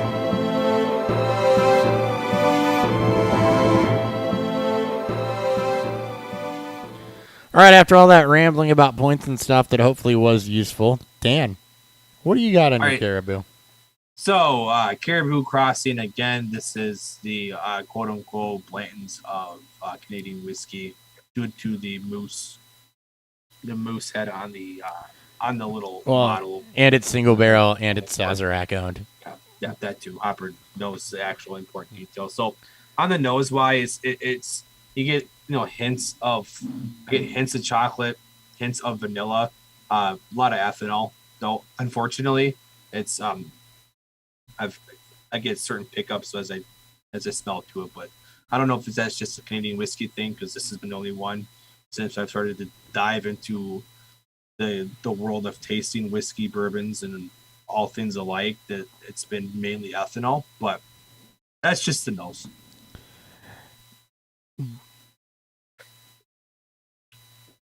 Drink wise, a little different. Again, vanilla. I get some cherry. Some definite spices. Not too much. Not too much else with it. Obviously, those are the two main factors. So I get a decent amount of cherries on the back end, on the back of the throat, and then vanilla on the tip of the tongue. So again, picking out kind of what I was smelling is what I'm kind of tasting. I'm not getting a lot of spices on this. I don't know what's traditional to what a single barrel, Canadian Crossing and Sazerac products are supposed to be. But I would assume with it being single barrel that it's going to be, there's variance. Yeah, there's a definite variance in each of the bottles that you get. Hey, look, I can do magic tricks. If I hold my hand above my head, the New Riff barrel head appears. Wait for it. There it is. All right. You know what makes Canadian whiskey Canadian? No. Other than that it's from Canada? No. Literally no regulations around what the hell you can do to Canadian whiskey. Oh, okay. Nothing, at all, to call something Canadian whiskey. It can have flavor additives, color additives. I mean, it's not like bourbon where it's all technically got to be natural, or you have to state what was done to it, or Scotch where you can just add color. I mean, Canadian whiskey, you can pretty much do whatever the hell you want to. That one, I don't think they do. Some cheaper things like Canadian Club and things like that, yeah, you can bet some of that's going on. So, anyway, nice. I am drinking Rebel, not Rebel Yell because legalities. So, I am drinking Rebel, which is part of the Lux Row Distillers collection. It's a hand select from My Bourbon Group. It is a single barrel. This clocks in at 113 proof. There are a lot of these popping up, and a lot of these popping up with their companion, Ezra Brooks. Ezra Brooks would be the ride variant, or the ride bourbon of the two. Rebel is a wheated bourbon. Overall, these will set you back $35-$40. On the nose at 113 proof, a lot of cinnamon, slight back end of oak, but there's definitely, cinnamon, hint of vanilla, slight back end of oak, predominantly cinnamon on this one, though. It is like smelling a cinnamon stick. It's very good. on the nose, though. You go too deep into it, you will get hit with ethanol, so be careful of that.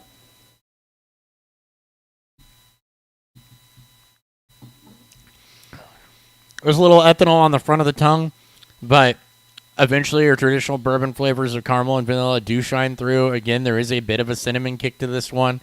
Barrel does play a bit of a role. Kind of get a rich custard finish on the back end.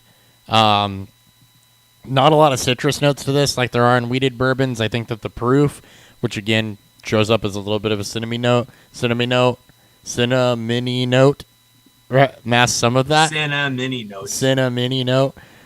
That rich custard flavor does linger on the back end of the tongue quite a bit, but it is very, very good. If you're looking for a good value on a single barrel purchase and single barrels that aren't hard to find, I would absolutely recommend picking up a Rebel. Again, wheated bourbon, so kind of like what Weller is, basically. I think most of these are going to be between 6 and 7 years old. This was filled. Yeah, this was a 7-year-old. So 7 years old, wheated bourbon, 113 proof. Old Weller Antique, 7 years old, 107 proof, wheated bourbon. So you're in the same ballpark here. Different flavor profiles entirely, but much easier to find, and what I would consider equally good, but in a different way, option here. Like it. Go ahead and kick us off with some of these games. All right, so we're going to start with an actual exciting Thursday night game. Rams at Seattle. Rams are 2.5-point favorites. Over-under is at 54.5. Again, because we're the day before Thursday games, prop bets are up. I just went through them. None of them really stick out as egregious. Obviously, Chris Carson's not going to be involved in the rushing prop line because he's truly questionable in a game-time decision. They do have his alt spread up if you want to do that, but I would have obviously advised not to. Matthew Stafford's over-under in passing yards is set at 302. That one worries me just a little bit. He's gotten over 300, I believe, in nearly every game. So from that point, it does look better. It's the passing volume and what Seattle is. Seattle doesn't throw as much as people think they do, but with the lack of Carson, it could go in different directions there. So just a little bit on the props there. Spread-wise, look, Seattle, I've been saying it all year. They've been frauds on defense. They're not that great of a team. And the Rams are coming off of a pretty disappointing loss to the Cardinals. So I do like Rams 2.5 at home or on the road. Over-unders, it's tough. You got to hope that these teams can keep scoring with each other. And it's the point total definitely suggests that it's going to be a tough task. Sure. So taking this from a fantasy perspective, for the Rams, with Ramsey, you'd expect the secondary to be a little iffy. The fact is that all 3 weeks this year they've allowed in full PPR double-digit receivers.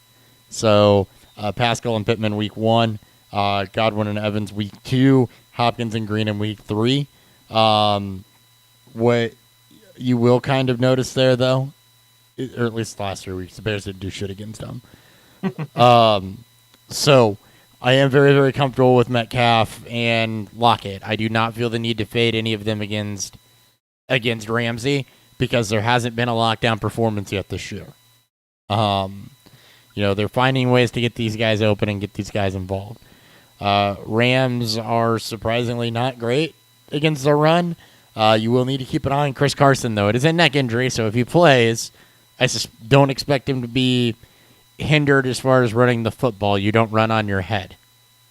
But you will need to watch that closely. If not, it is Alex Collins. For the Rams, they want to get Robert Woods more involved. That's one of those things that I think you kind of got to see it to believe it or believe it to see it. So, really, Cooper Kupp has been the target hog here. Look, it should be higher scoring, you hope. If you need to YOLO start Robert Woods, you can. There's enough healthy wide receivers, though, to where I don't know that you're in that position necessarily. And then Darrell Henderson coming back looked pretty good. Seattle's giving up points on the ground, so I think you can do that one with confidence. And if you have to plug and play Michelle negative points last week. He is getting work. You might be in that position. I also don't hate Van Jefferson. I mean, again, high game total, shortest spread, so they expect it to be, relatively close with a lot of back and forth to it. This is the type of game you want to look at trying to attack with your flex positions if you're looking a little scarce due to injuries. So Van, not the worst play also. Can you play running back? Because I think that's where most people are going to be scared. Yeah, right, exactly. All right, let's go to the London game where things are going to be ugly. Jets are technically at Atlanta. This is London. Atlanta's 3-point favorites. Over-under is 46.5. Look, I kind of like the Jets in this spot. We'll see if Zach Wilson can build upon his nice overtime win against Tennessee, against another very soft defense and an even worse offense. But it's London, right? We've seen weirder shit happen. Jacksonville tends to do well here for whatever reason, and how teams travel actually plays a big factor into their performance. So I personally wouldn't bet this game. I've seen too much weird shit happen. Yeah, there's too much unpredictable shit that happens. Very much, and not a great game to attack. There's always seems to be some random player that goes off for multiple scores. So, again, not in love with this game from a betting standpoint.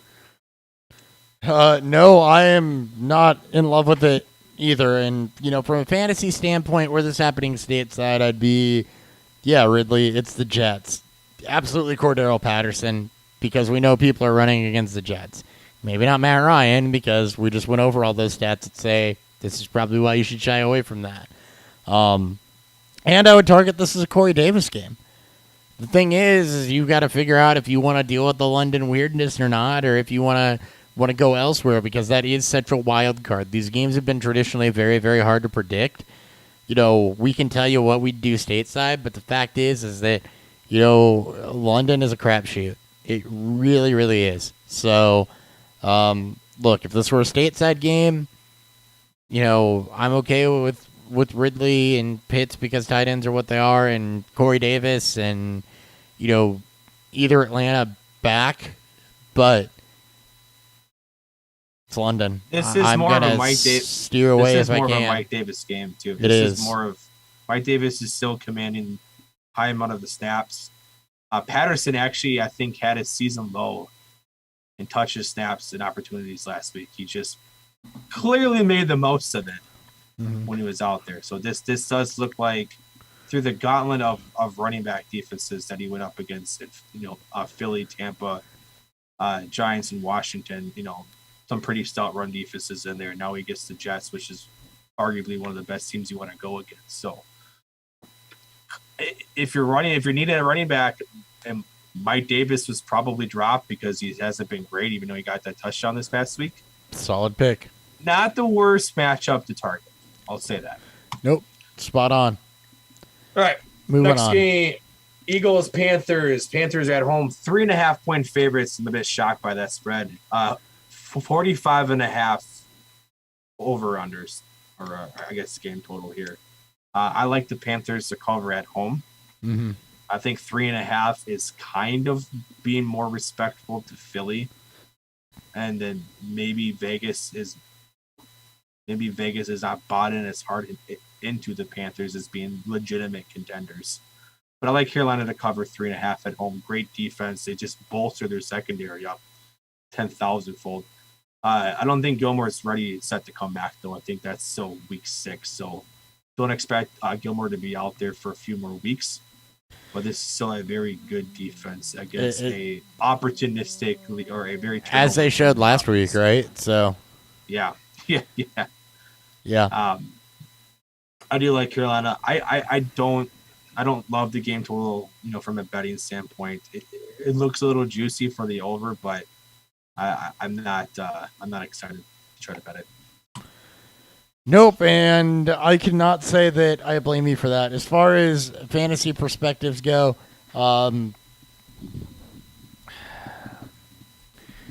Eagles are about middle of the pack. It's game script neutral. Sam Darnold's been good. If you have to start Sam Darnold, you shouldn't. You should be able to do it. Don't expect a blow-up game, but again, it's pretty game script neutral, and Sam Darnold has been a top 7 quarterback. So, I mean, I do like him more than some other options that you might have this week. Flipping that around, DJ Moore should be fine. You're okay with that? I wouldn't get cutesy with anything else in Carolina, though.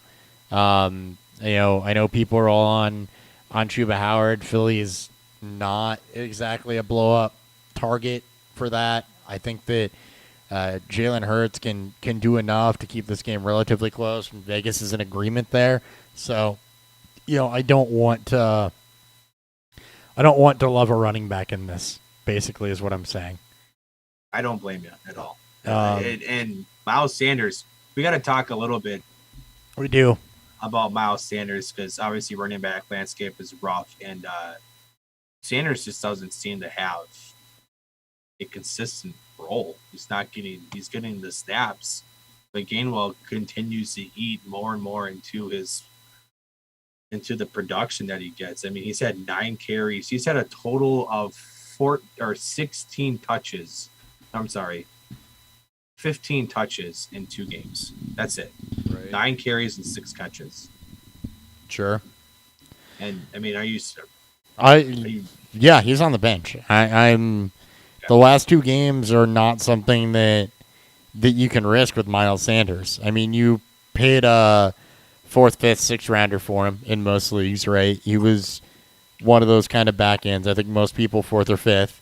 So you probably have a couple guys that you can run out ahead of him, or maybe even a couple guys you drafted behind him that have found value. You're not in a position where you have to start Miles Sanders. This is not a good game to try to pick a get-right for Miles Sanders either. Carolina isn't giving up a ton of anything. So, this is not the right game for it. There will be a time. There's always a time. This is not that time. Yeah, this is not I'm going to predict that Miles Sanders will follow in Zeke's suit. Third fewest points allowed to running backs. We talked about those teams that were allowing fewer than 10 points. Panthers are one of those teams. Not a Miles Sanders week.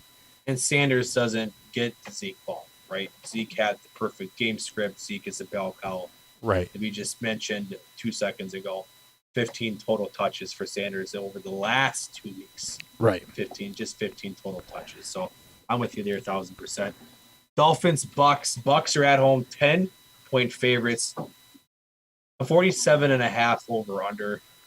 From a betting standpoint, I mean, double-digit spreads are always difficult to want to try to guess. Bucks look pretty pedestrian. I didn't get to watch the full game, but from the sounds of it, Bucks look pretty pedestrian against the Patriots. Brady's return. I did get to watch the full game. You were rainy. Belichick said in the press conference, we know how to coach against Tom. I think that was a true statement. The passing game did look pretty pedestrian. The running game was all right. But, yeah. Anyway. I mean, Miami's been kind of all over the place, too, in terms of just what they've in Patriots defense has been good, too. We talked about that earlier as well. So that's the other caveat is, I mean, they have the cornerbacks to contend with the with the Buccaneers wide receivers, for example. Yeah. There's a 10-point spread that I'm okay with. I think this one's fine. I think Tampa Bay bounces back. Miami's team as a whole has been very sus, right? Obviously, injuries has played their part, but they've given up and been blown out by good teams, especially good offensive teams. Just see that game against Buffalo. So I probably won't bet, but if you want to bet this game, either the over at 47.5 and just expect Miami to be able to, to round up a couple touchdowns the way that Atlanta did a couple weeks ago against Tampa, or just take Tampa and points. Yep. The screams Leonard Fournette game. Miami is giving up a decent amount on the ground, not necessarily through the air. Game script also kind of screams Leonard Fournette game here for Tampa Bay. Your receivers are going to be fine. Tom's going to be fine. But Leonard Fournette is the biggest takeaway here on the Buccaneers side for guys that might be fringe that I would recommend start. On the Miami side, with as bad as the Bucs secondary has been, this is absolutely a Jalen Waddle plug-in. And Mike Gesicki as well. They're banged up at safety now too. I mean, they're hugely beat up. So, your two best Dolphins weapons, I'm okay with that. Steer clear of Myles Gaskin. Just don't play any Dolphins running backs. Sadly, that's the situation that we've come into. It is indeed. With the Dolphins back there. All right. Saints football team. Football teams at home. Saints on the road are 2.5-point favorites. Over under is 44.5. Washington's kind of been a letdown defensively. The offense has been it's been there, but it's not been overly consistent. And speaking of vastly inconsistent offenses, the Saints with that whole shit that's going on there, and the team as a whole hasn't looked great. Look, I like the football team money line, right? Plus 112. They're at home. The Saints are a good team defensively, but the offense really hasn't been there outside of the game against Green Bay. I kind of like Washington, to win this game outright. Game total, I'm staying away. I don't trust either offense. We'll say that, but I think Washington to win this game outright. They could. My only thing here is that this is not a get-right game for the pass rush. It's not a great game for Kamara, but you're not sitting him. It's not a get-right game for Washington's pass rush. And as much as they're giving up through the air, I know that New Orleans doesn't have a lot of weapons, but, when I said that there were some streamers that I liked a bit more than, say, Matt Ryan, for example, Jameis Winston's one of them. I look at this and see that the pass rush hasn't been there, and, I think that I'm totally okay with Jameis Winston on this one. I do think the Saints can pull this one off on the road. So, not a whole lot of other super insightful things I can say about this game. There's not a whole lot of ancillary pieces you're not aware of that you're starting here. I would just say that Jameis is the only real takeaway here looking at matchup. Yeah, I mean, what's tough about Jameis is that ultra production's not there. He's gone over 200 yards just once. Right. I mean, the turnovers are down, right? He's only throwing a pick in one game, and that was 2 picks against Carolina in week 2. He's kind of turned into a game manager that he hasn't thrown more than 23 passes in a game. So while the matchup looks great, right? And again, I guess pick your spots. You're relying on efficiency. This is a spot you can You're pick. relying on hoping that either Washington does, and this game does kind of turn into an ugly game shootout. I would personally try to look for a team that wants to throw a little bit more, but you're not wrong with the matchup wise being good in terms of potential fantasy production for a guy like Winston. I just don't trust the Saints offense to give him that opportunity. Sure. Yeah. And I'm just looking opponent wise and thinking there's an opportunity for some efficiency there. All right, let's keep removing. No, keep removing. We're removing. Tennessee Titans at Jacksonville. Titans are 4.5-point favorites. Jesus. Game total is set at 48.5. Look, if AJ Brown plays, AJ Brown, like Titans. Yeah, I like the Titans to cover 4.5. You got to watch it though. But this team looked fucking terrible. I mean, I'm sorry, but this offense did not look. Sans Derrick Henry and Josh Reynolds being the only lone target getter. This is not a great looking team. And while Jacksonville is a master dumpster fire in their own right, and they've effectively been, I think, beaten by double-digit points in most of their, outside of the game against Cincinnati, they've been beaten by double-digit points in every game. Trying to vet that. Denver, they lost by 10. Houston, they lost by 16. Cardinals, they lost by 12. And the 3 against Cincy. I'll take Tennessee. Even Jacksonville at home, I think I'll take my chances on Jacksonville shitting the bed again, which they've looked bad all year. I'll take the Titans in the 4.5. You know, probably shy away from the game total. Maybe lean over because you have two bad defenses and two offense that, when healthy, can put up their respective points. So Jacksonville hasn't gotten over 21 points in the game this year either. So Tennessee can kind of make up for the lack of points. Yeah, no, they have not. We talked about Visca earlier in the show. Without Chark, Visca is your most viable receiving option for the Jaguars. Marvin Jones has fallen off here a little bit. We know that James Robinson has a command on the backfield. For the Titans, you're really watching A.J. Brown. If he plays, he goes. If he doesn't play, Josh Reynolds and Nick Westbrook were your kind of top-tier target getters. I would shy away from that. Again, wide receiver is not the banged-up position. Running back is. So if you have to and Brown doesn't go, then probably I would lean Reynolds. He was a little more efficient. But you shouldn't have to, and I think Brown goes, and if Brown goes, that kills any volume for anything else. Your top two target getters. I mean, outside of Jeremy McNichols with 8 fucking targets. Somehow. Josh Reynolds and Chester Rogers, yeah. 6 and 5. Westbrook and only just 3. So, no, I'm sorry, 8. Oh, I'm looking at receptions. Yep. I was going to say. Even better. Jeremy McNichols had 12 fucking targets, bro. Right. So, Jeremy McNichols, I guess. Not dead. And you know what? You might have to, right? If A.J. Brown doesn't. There's nobody else there. If right? A.J. Brown doesn't go, you could be in a running back situation where Jeremy McNichols is your saving grace, especially in PPR leagues. How does that feel? Oh, my God.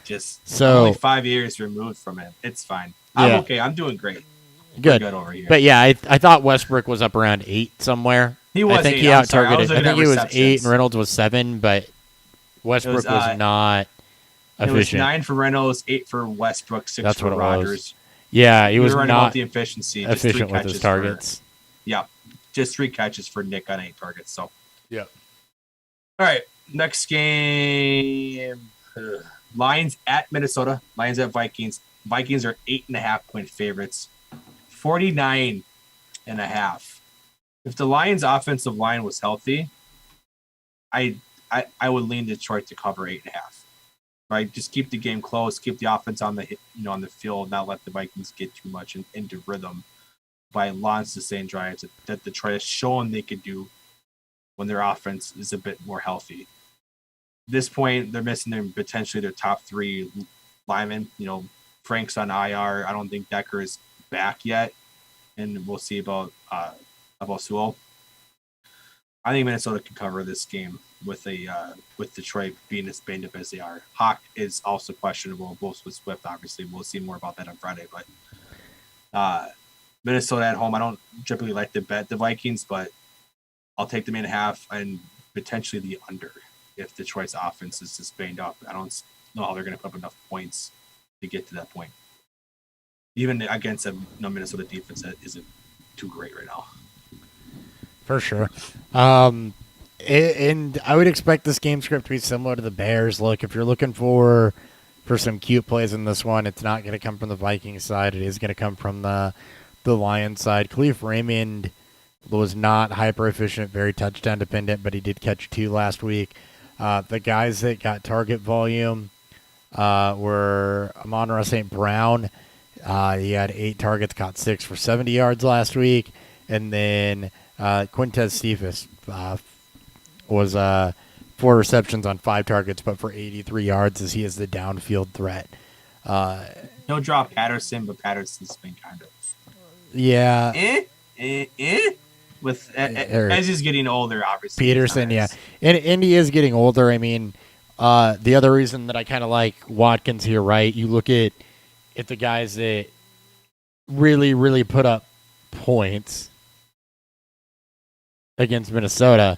Jamar Chase, Rondale Moore, DK Metcalf, Rashard Higgins. Downfield guys. Yep. So, yeah, I do like Cephas in this matchup if you're looking for a cute play here. St. Brown's one of those guys, though, like I mentioned earlier, that since the beginning of the season I've expected to, kind of emerge as one of these floor players that can help be a stopgap were you to catch injuries or something like that. So the target volume there is good. Not recommending to run out and start him, but if he puts together another game like last week, rosterable commodity. But my dart throws on Cephas in this game for a start of the game, if you will. Yeah, he's also, if you're looking for a sneaky game stack in DFS too, obviously you're gonna go heavy Minnesota with their primary players, Cousins and Jefferson, and then you do a Cephas comeback in there. That's gonna be a small skinny stack as well. Larky just made a post on Twitter 2 hours ago saying that Miles Sanders that Gainwell is actually outscoring Miles Sanders in fantasy points this year. That's not surprising. I love it and hate it. All right, Broncos at Steelers. Pittsburgh is only 1.5-point favorites at home. The lowest game total is tied for the lowest this week. It might be the lowest for the season at 39.5. Obviously, Big Ben banged up. Teddy Bridgewater, we're not quite sure what they're going to get. You have two very good defenses, and you have two quarterbacks that,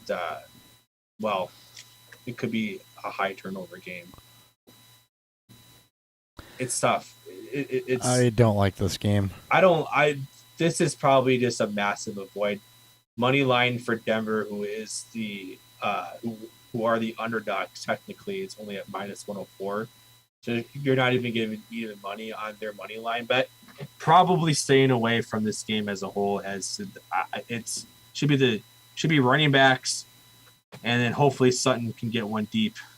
I'm not a fan of this game at all, and this is a clear stay away. It's a clear stay away from me too on both fronts. You've got, like you said, Dan, two good defenses, two offenses that could be pretty lethargic. You'll have to watch what happens with the Denver quarterback situation. If Drew Lock plays, obviously, then things go differently. But, I mean, we've seen a little bit of success running the ball against the Steelers. So outside of Cortland Sutton, you can kind of take a dart throw on whichever Denver back that you would like. Aaron Jones and Joe Mixon put up okay games. A.J. Dillon and Joe Mixon put up okay games. But no touchdowns allowed no touchdowns allowed. Running backs this year against and very few receptions allowed also. So you're purely going on yardage there. There's not a lot of upside. So those are really floor plays if you have to. Najee Harris should be okay against Denver. I don't know that there's a wide receiver that I want to pinpoint there, though, for Pittsburgh. They're all banged up a little bit. They're probably maybe just playing Deontay because he's almost guaranteed for 10-plus targets. Yeah, that's about it, right? That is about it. Yeah. All right, let's move on to a game that's a little more exciting. Yay, please do, because that game is not exciting. Green Bay at Cincinnati. Green Bay, just 3-point favorites on the road. 51.5. He led off in the news with Jair Alexander not expected to play this week. T. Higgins is practicing, so Cincinnati's offense is getting healthier, while Green Bay's defense is getting a little bit unhealthy. They signed Jalen Smith, but who knows? He's been bad this year. I love the over in this game.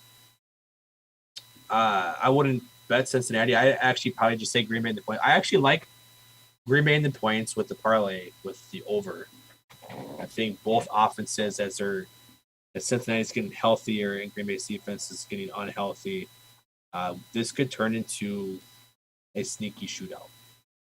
And we'll be looking at game stacks in DFS this week that is targeting this game. Should be fun all around. Hopefully, right? Hopefully, fun all around. I'm excited to see how this game plays out.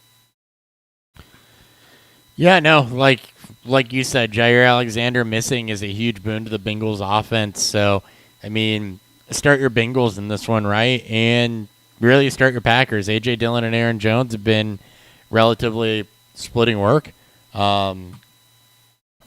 So, yeah, I don't really have a whole lot to add here. I mean, it's exciting because it's chalk, right? Sure. And it's exciting because it figures to be a good game. Let me look at Packers Pittsburgh and see kind of where secondary targets went, but I don't really think that I can recommend a secondary target here for Green Bay, and I don't know that you have to. No, I mean, obviously just Adams, I guess Tunyon because of tight end landscape. Maybe they go more deep, so maybe Lazard gets a little more shots with MVS still on IR. Randall Cobb had himself a good game, but maybe it's Cobb now, just playing more of the speed slot role, of the vertical slot. So yeah, I'm with Cobb was the biggest beneficiary from no MVS. He saw 6 targets last week. So if you're again looking for a play, 6 targets, 2 touchdowns, 69 yards. So really touchdown saved, but that's okay in PPR. So just yeah. I mean, when you're throwing him out there, I mean it's deep leagues, right? You're not right. You're not trying to run out there and playing. It's a lot of no. You're not, and it's not a week where you should have to.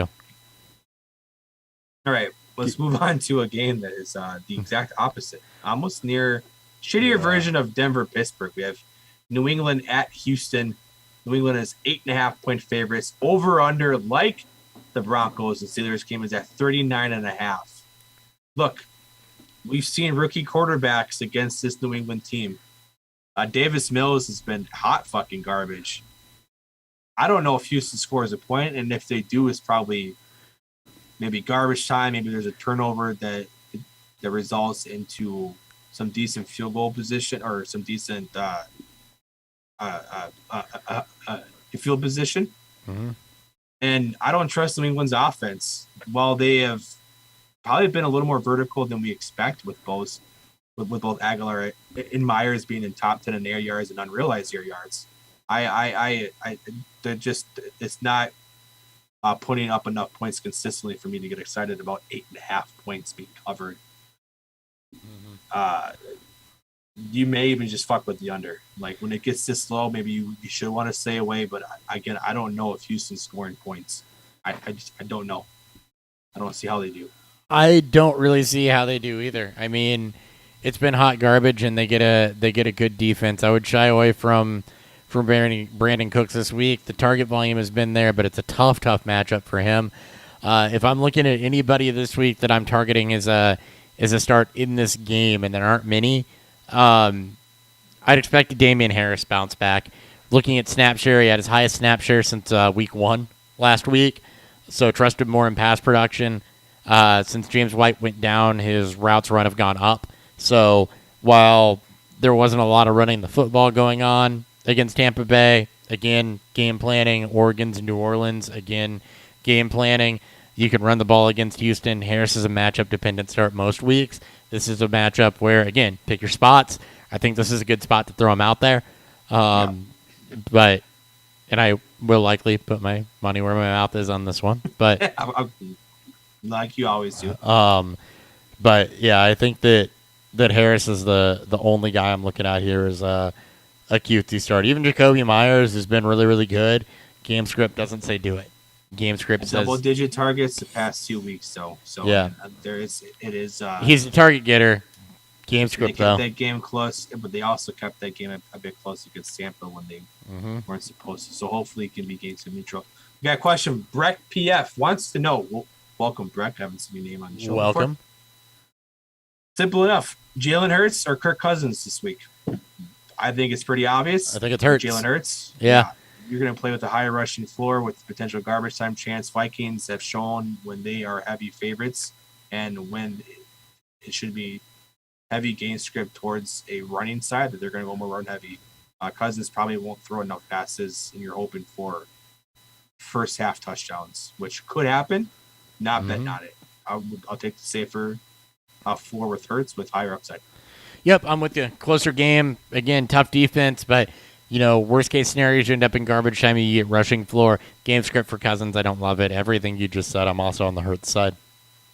Perfect. All right, moving on. Chicago at Las Vegas. Las Vegas is 5.5-point favorites. Game total is at 44.5. No Montgomery for the Bears. I don't know how this offense is going to operate. The Raiders' pass rush has been good this year. And obviously we know what the Bears' O-line situation looks like. I think the Raiders at 5.5 looks like a good bet. But they have kept teams in check. Miami, they've been down in every single game this year, and I think they've been down double-digit points at some point in every game this year. I think this is the game that they get it right.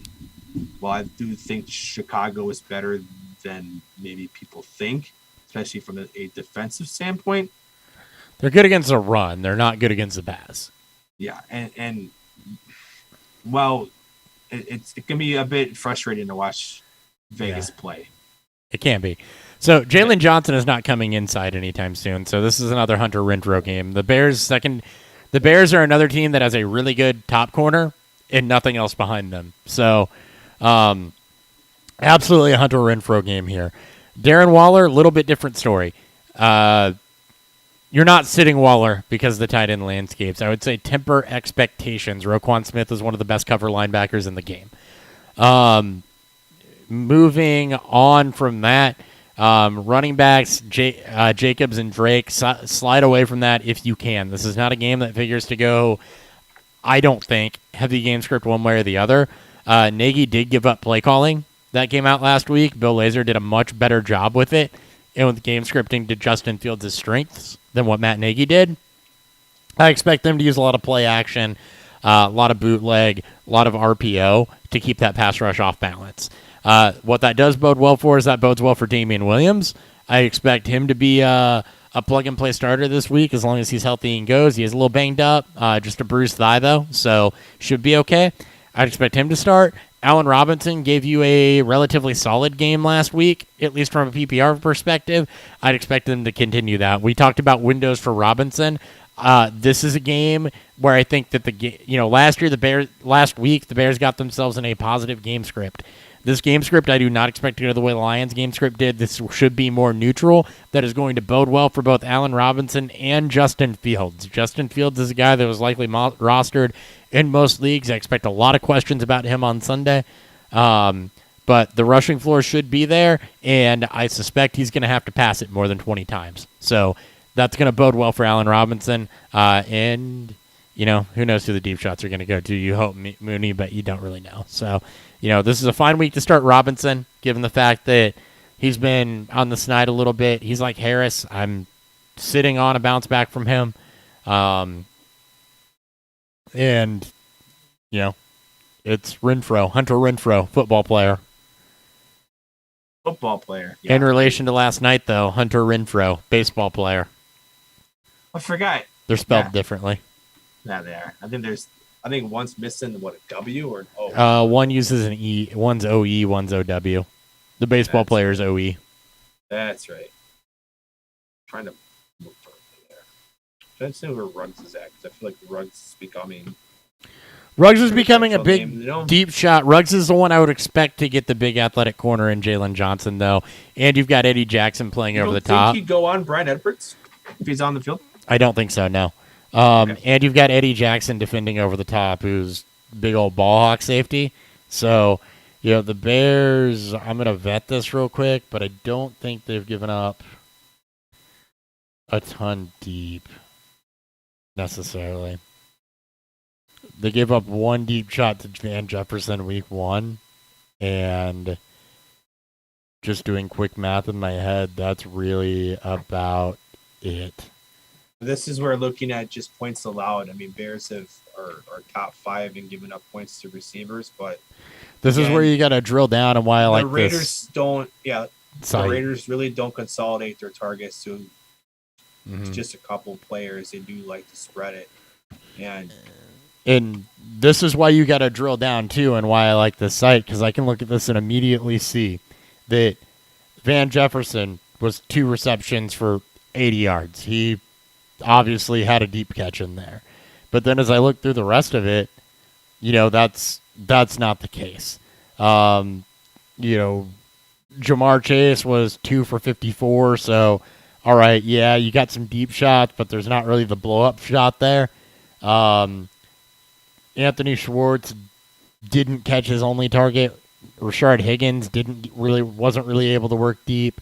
Cephas 4 for 83. Again, that's not giving up the big over the top. You might give up some chunk plays, but with the targets that Ruggs necessarily isn't getting, I don't expect a huge over the top play here. Again, just because of the cornerback that I'd expect Ruggs to be put on. And again, you can say that he might be on Edwards. Volume's not going to Edwards. But you also have good safety help over the top. Looks like slot receivers have been somewhat successful. Slot receivers have been Kupp, Higgins, Beckham, and Raymond. So, I mean, again, points to Renfro. Should be set, right? We're looking for games. So maybe on player props, I bet the over on Renfro. Maybe throw him in a DFS lineup. I can't imagine he's going to be high price still. All right. Let's roll on. Cleveland at Los Angeles Chargers. Chargers are 1.5-point favorites at home. 46.5. It's a very aggressive game total, being that both teams have shown that they can be very good defensively. Scovers.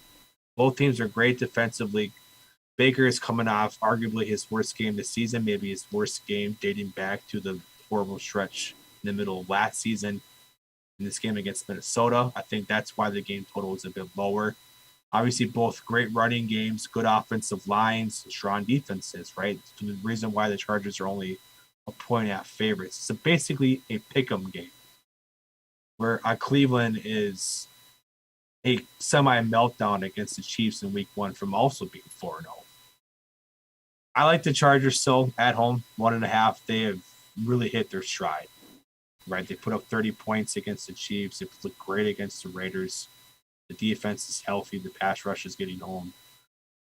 I actually like this game total to go over. I think Cleveland. I think this is where I expect Baker to take the step up, improve on some of the mistakes he made last week, and push this game total a bit higher than 46.5.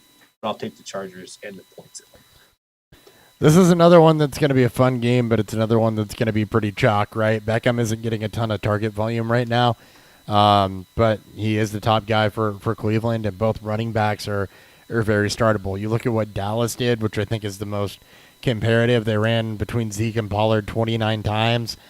Between the two of them, 180 yards and 2 touchdowns. So you definitely have room for Chubb and Kareem Hunt to have very, very good games. Where the Chargers will get you is the pass rush in the secondary. So that's more so what you got to be wary of. This is a running back game for Cleveland.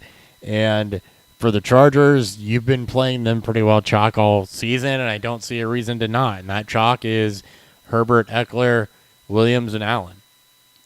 And I don't know that I see a reason to shy away from any of that, right? I mean, yep.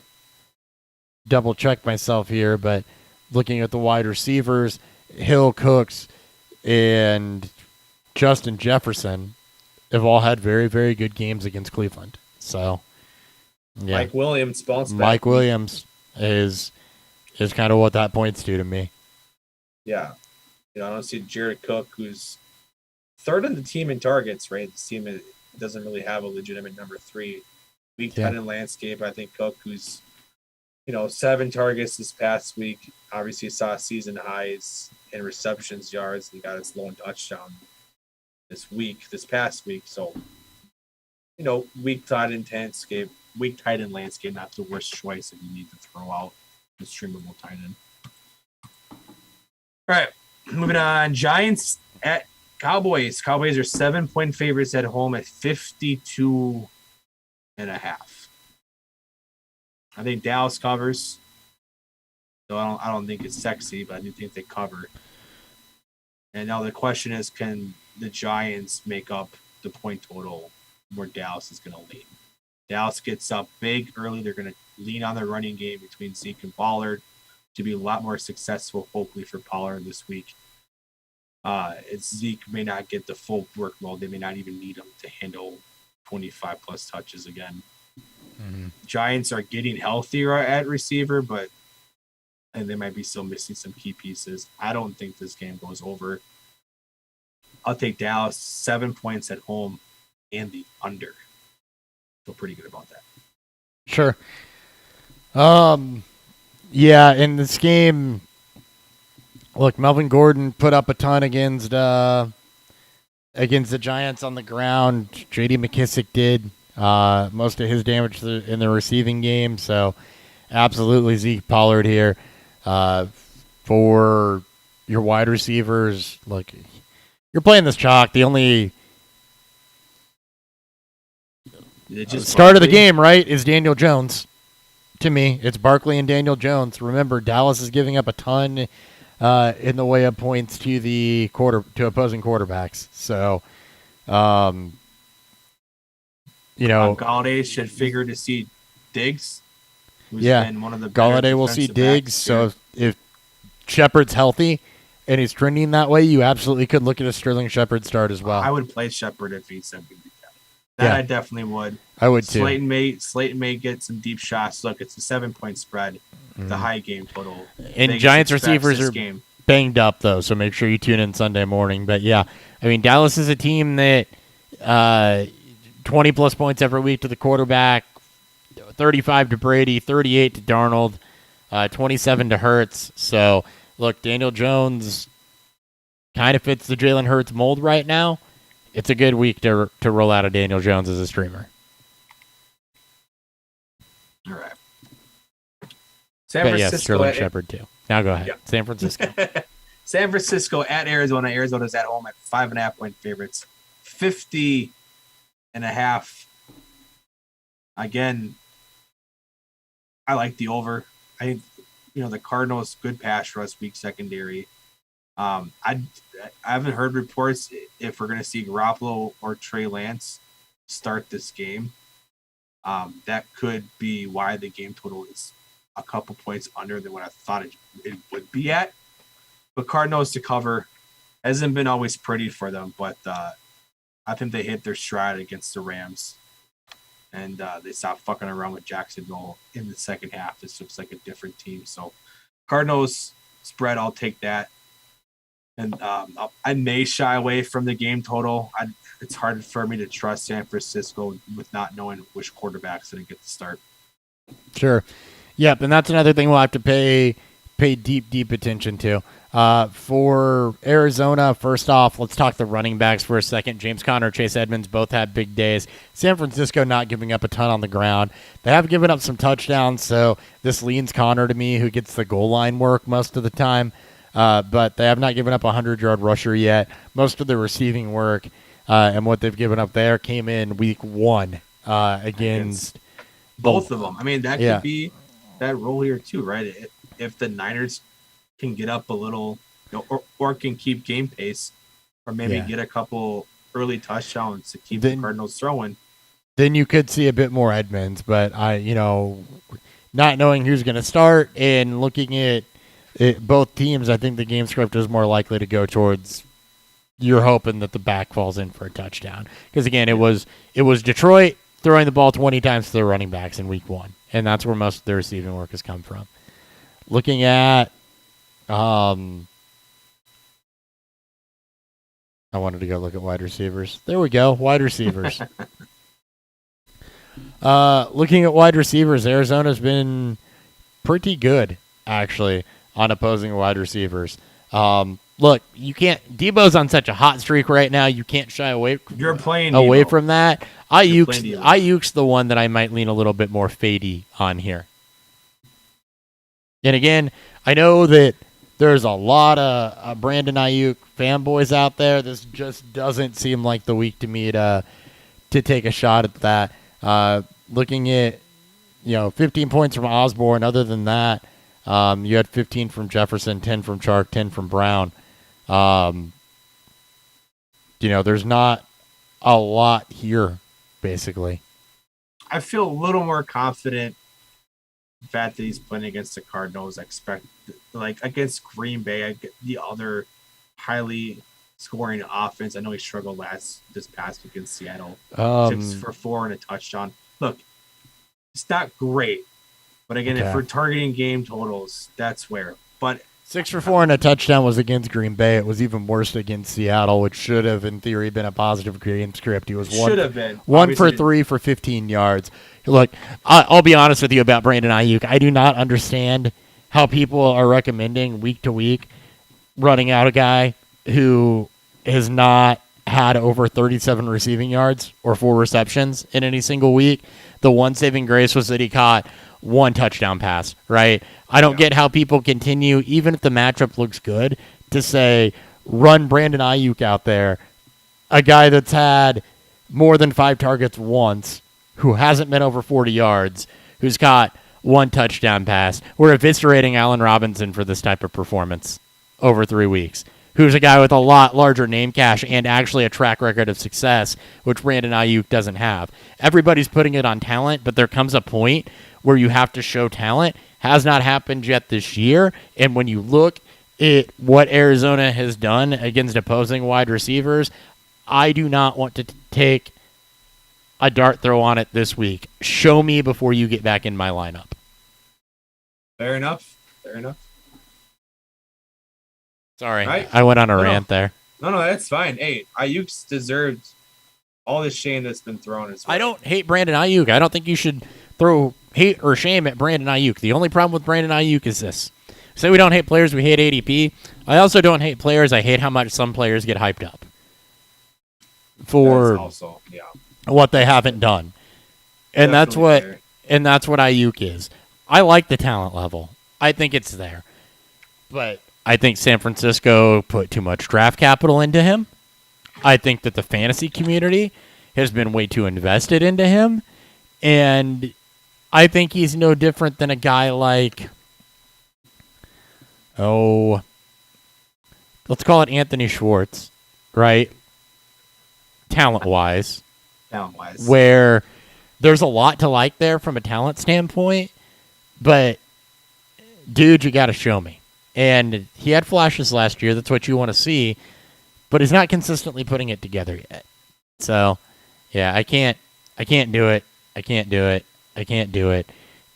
He puts together a good week or two or starts to show some increased target volume or something along those lines. I'm on board. It's the same thing as Kittle, though, right? I'm still going to go on a rant. We talked about it a lot. You hadn't seen all 3 players on the field. And there is a question of who's going to be alpha. Ayuk had big weeks last year. Debo was hurt, or Kittle was hurt. And now they're all 3 here. And you know who's eating? Debo. And you know who's not? Kittle or Ayuk. Now I'm done. Now it's sad. All right. We got a question. Late question. Joey wants to know. He's got 2 receivers he's got to pick from. He's got to pick 2 receivers for him. Okay. He's got Robert Woods, Tyler Boyd, Marvin Jones, Cortland Sutton, and Laviska Shenault. Right now, I like Shenault, and I'm kind of on the fence between Boyd and Woods. Sutton and Boyd and Woods. Boyd Woods. I Woods. don't think it's Marvin Jones. I would rather play Shenault. I don't think it's Marvin Jones. I would also rather play Shenault. Shenault and Boyd were the first 2 that jumped out there. Thursday, especially if Higgins doesn't go. I like Boyd. Well, and I think Higgins will go, but I still like Boyd because I like the game script more. I do like that matchup. Should be a lot of scoring. And it's not that I don't like the Rams Seahawks game script either, but Robert Woods hasn't necessarily gotten a lot of target volume, right? I mean, it hasn't been there for him yet. And I know they say they want to get him more involved, but when you have an equally good game script for Tyler Boyd, who even with all 3 guys over the last 3 weeks, his low targets is 6 against Pittsburgh, who's a good secondary. Again, reason that I'm not on Sutton. Yeah, I lean Boyd a little bit here. It's close between Boyd and Woods for me, but I'm going to lean Boyd. And then Shenault was the easy one with the injury to Shark. Yeah, Shenault, Boyd. I think we're both on the same page here. We're gonna chase what Shenault showed us last Thursday, and we're going to chase the game total and game script in the Bengals Packers game this week. So play Boyd, play Shenault. Hopefully Woods can show you something in another good matchup. The other point standpoint. The other point with the Packers is no Alexander, so you don't have to worry about who's he going to play, how are they going to rotate receivers, et cetera, et cetera. Well, thankfully in this case with Boyd should have never seen Alexander. He never should have. It should have been always chasing Higgins, but just saying, right? Yeah, exactly. You don't have that. Maybe it's this. All right, let's move on. Final two games. This is the pure game of the week. We talked about what we're going to see from Buffalo against an actual good offense. Buffalo at Kansas City. Kansas City, 3-point favorites. 56.5 is the game total. That may actually be the highest game total of the season. It's definitely the highest of the week. I think it's the highest I've seen. I think 55 I've and a seen half. some 55s and a half, so maybe 156. Maybe maybe Rams and Bucks was 56 and a half. I don't remember though. But Bills, Chiefs 56 and a half. Chiefs 3 points at home. Chiefs look good. Buffalo has looked dominant. Great defense. The offense has come alive. I think they stop fucking around with trying to protect Josh Allen. Just let the boy run. Just let the offense flow. I want the over. This shapes up to look like Rams Chiefs from a couple years ago when there was like 80,000 fucking. There was over 100 points in total points that game. I want the over, and I'll take the home team. 3 points is a damn near pick 'em at this point. If this was neutral game script, so I'll take the Chiefs at home. They looked great last year against Buffalo. Obviously their defense sucks, so Buffalo should have their way. But over, I'll take the home team, the Chiefs.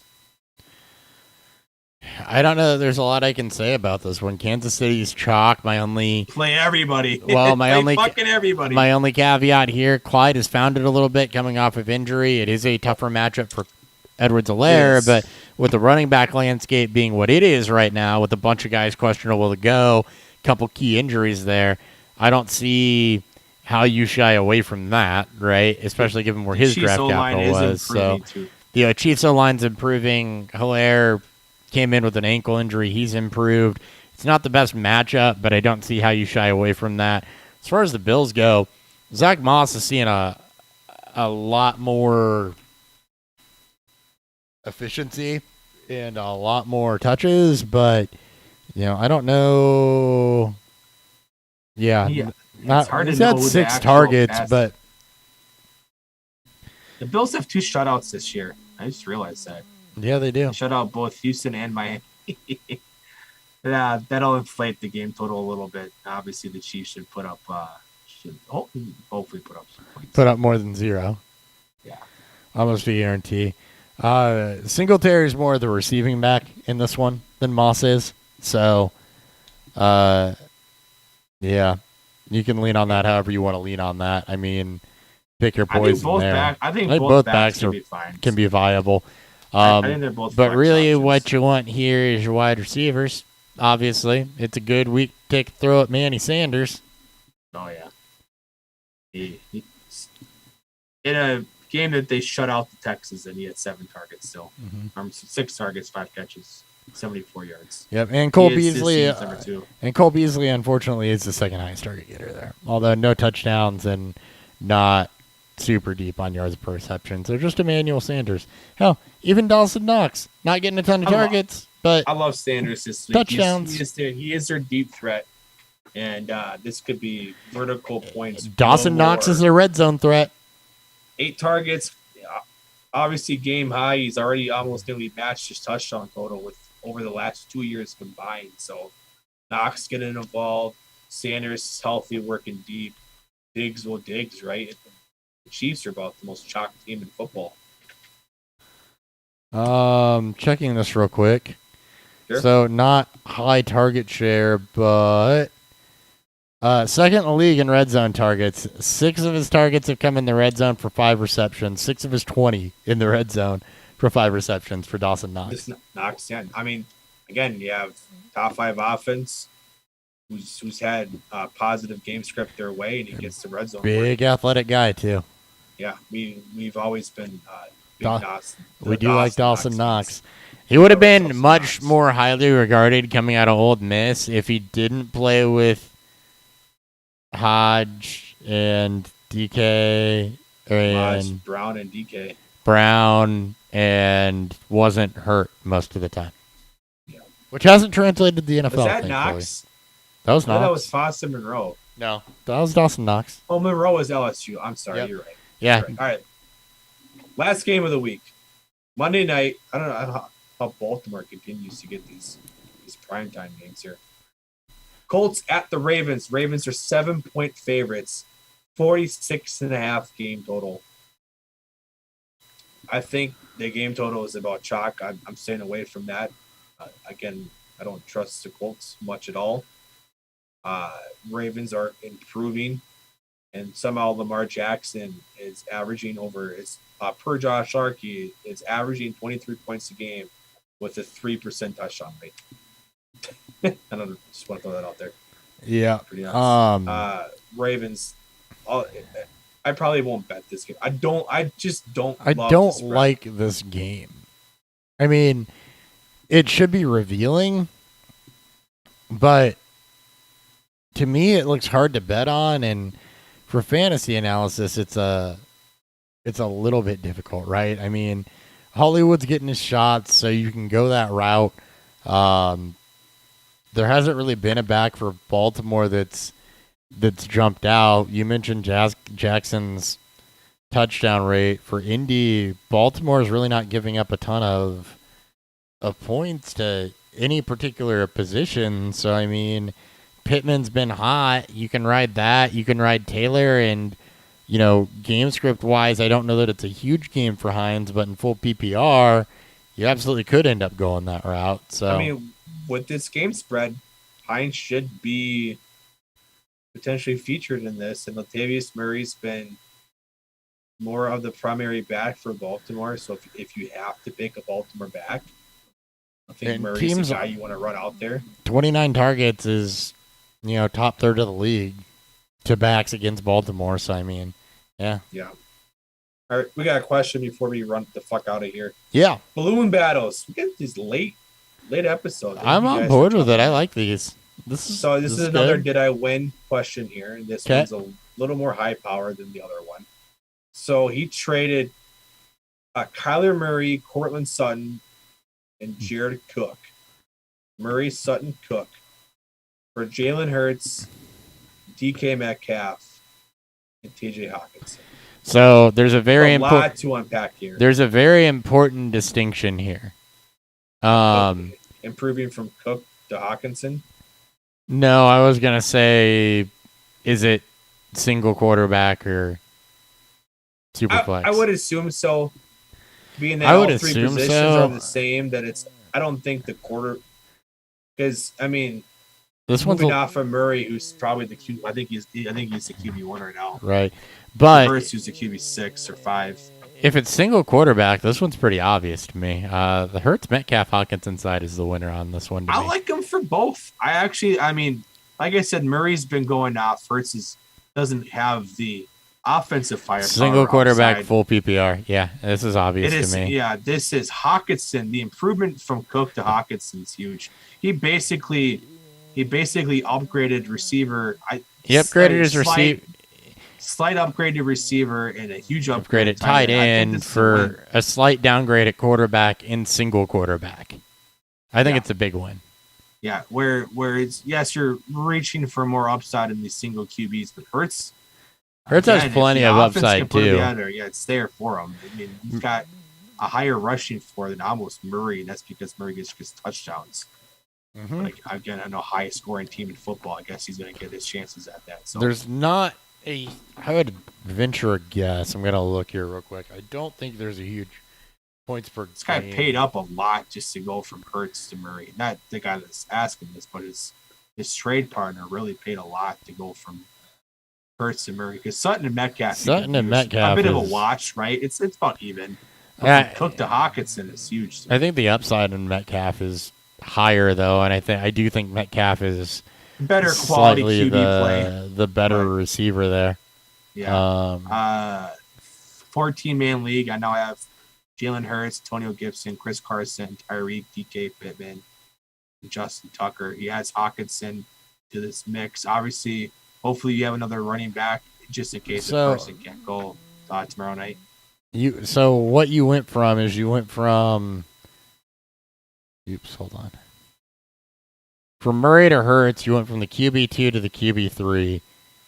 Oh my God, is it that? It is that close. It is that close. You went from the QB2 to the QB3. and basically a little over 2 points a game.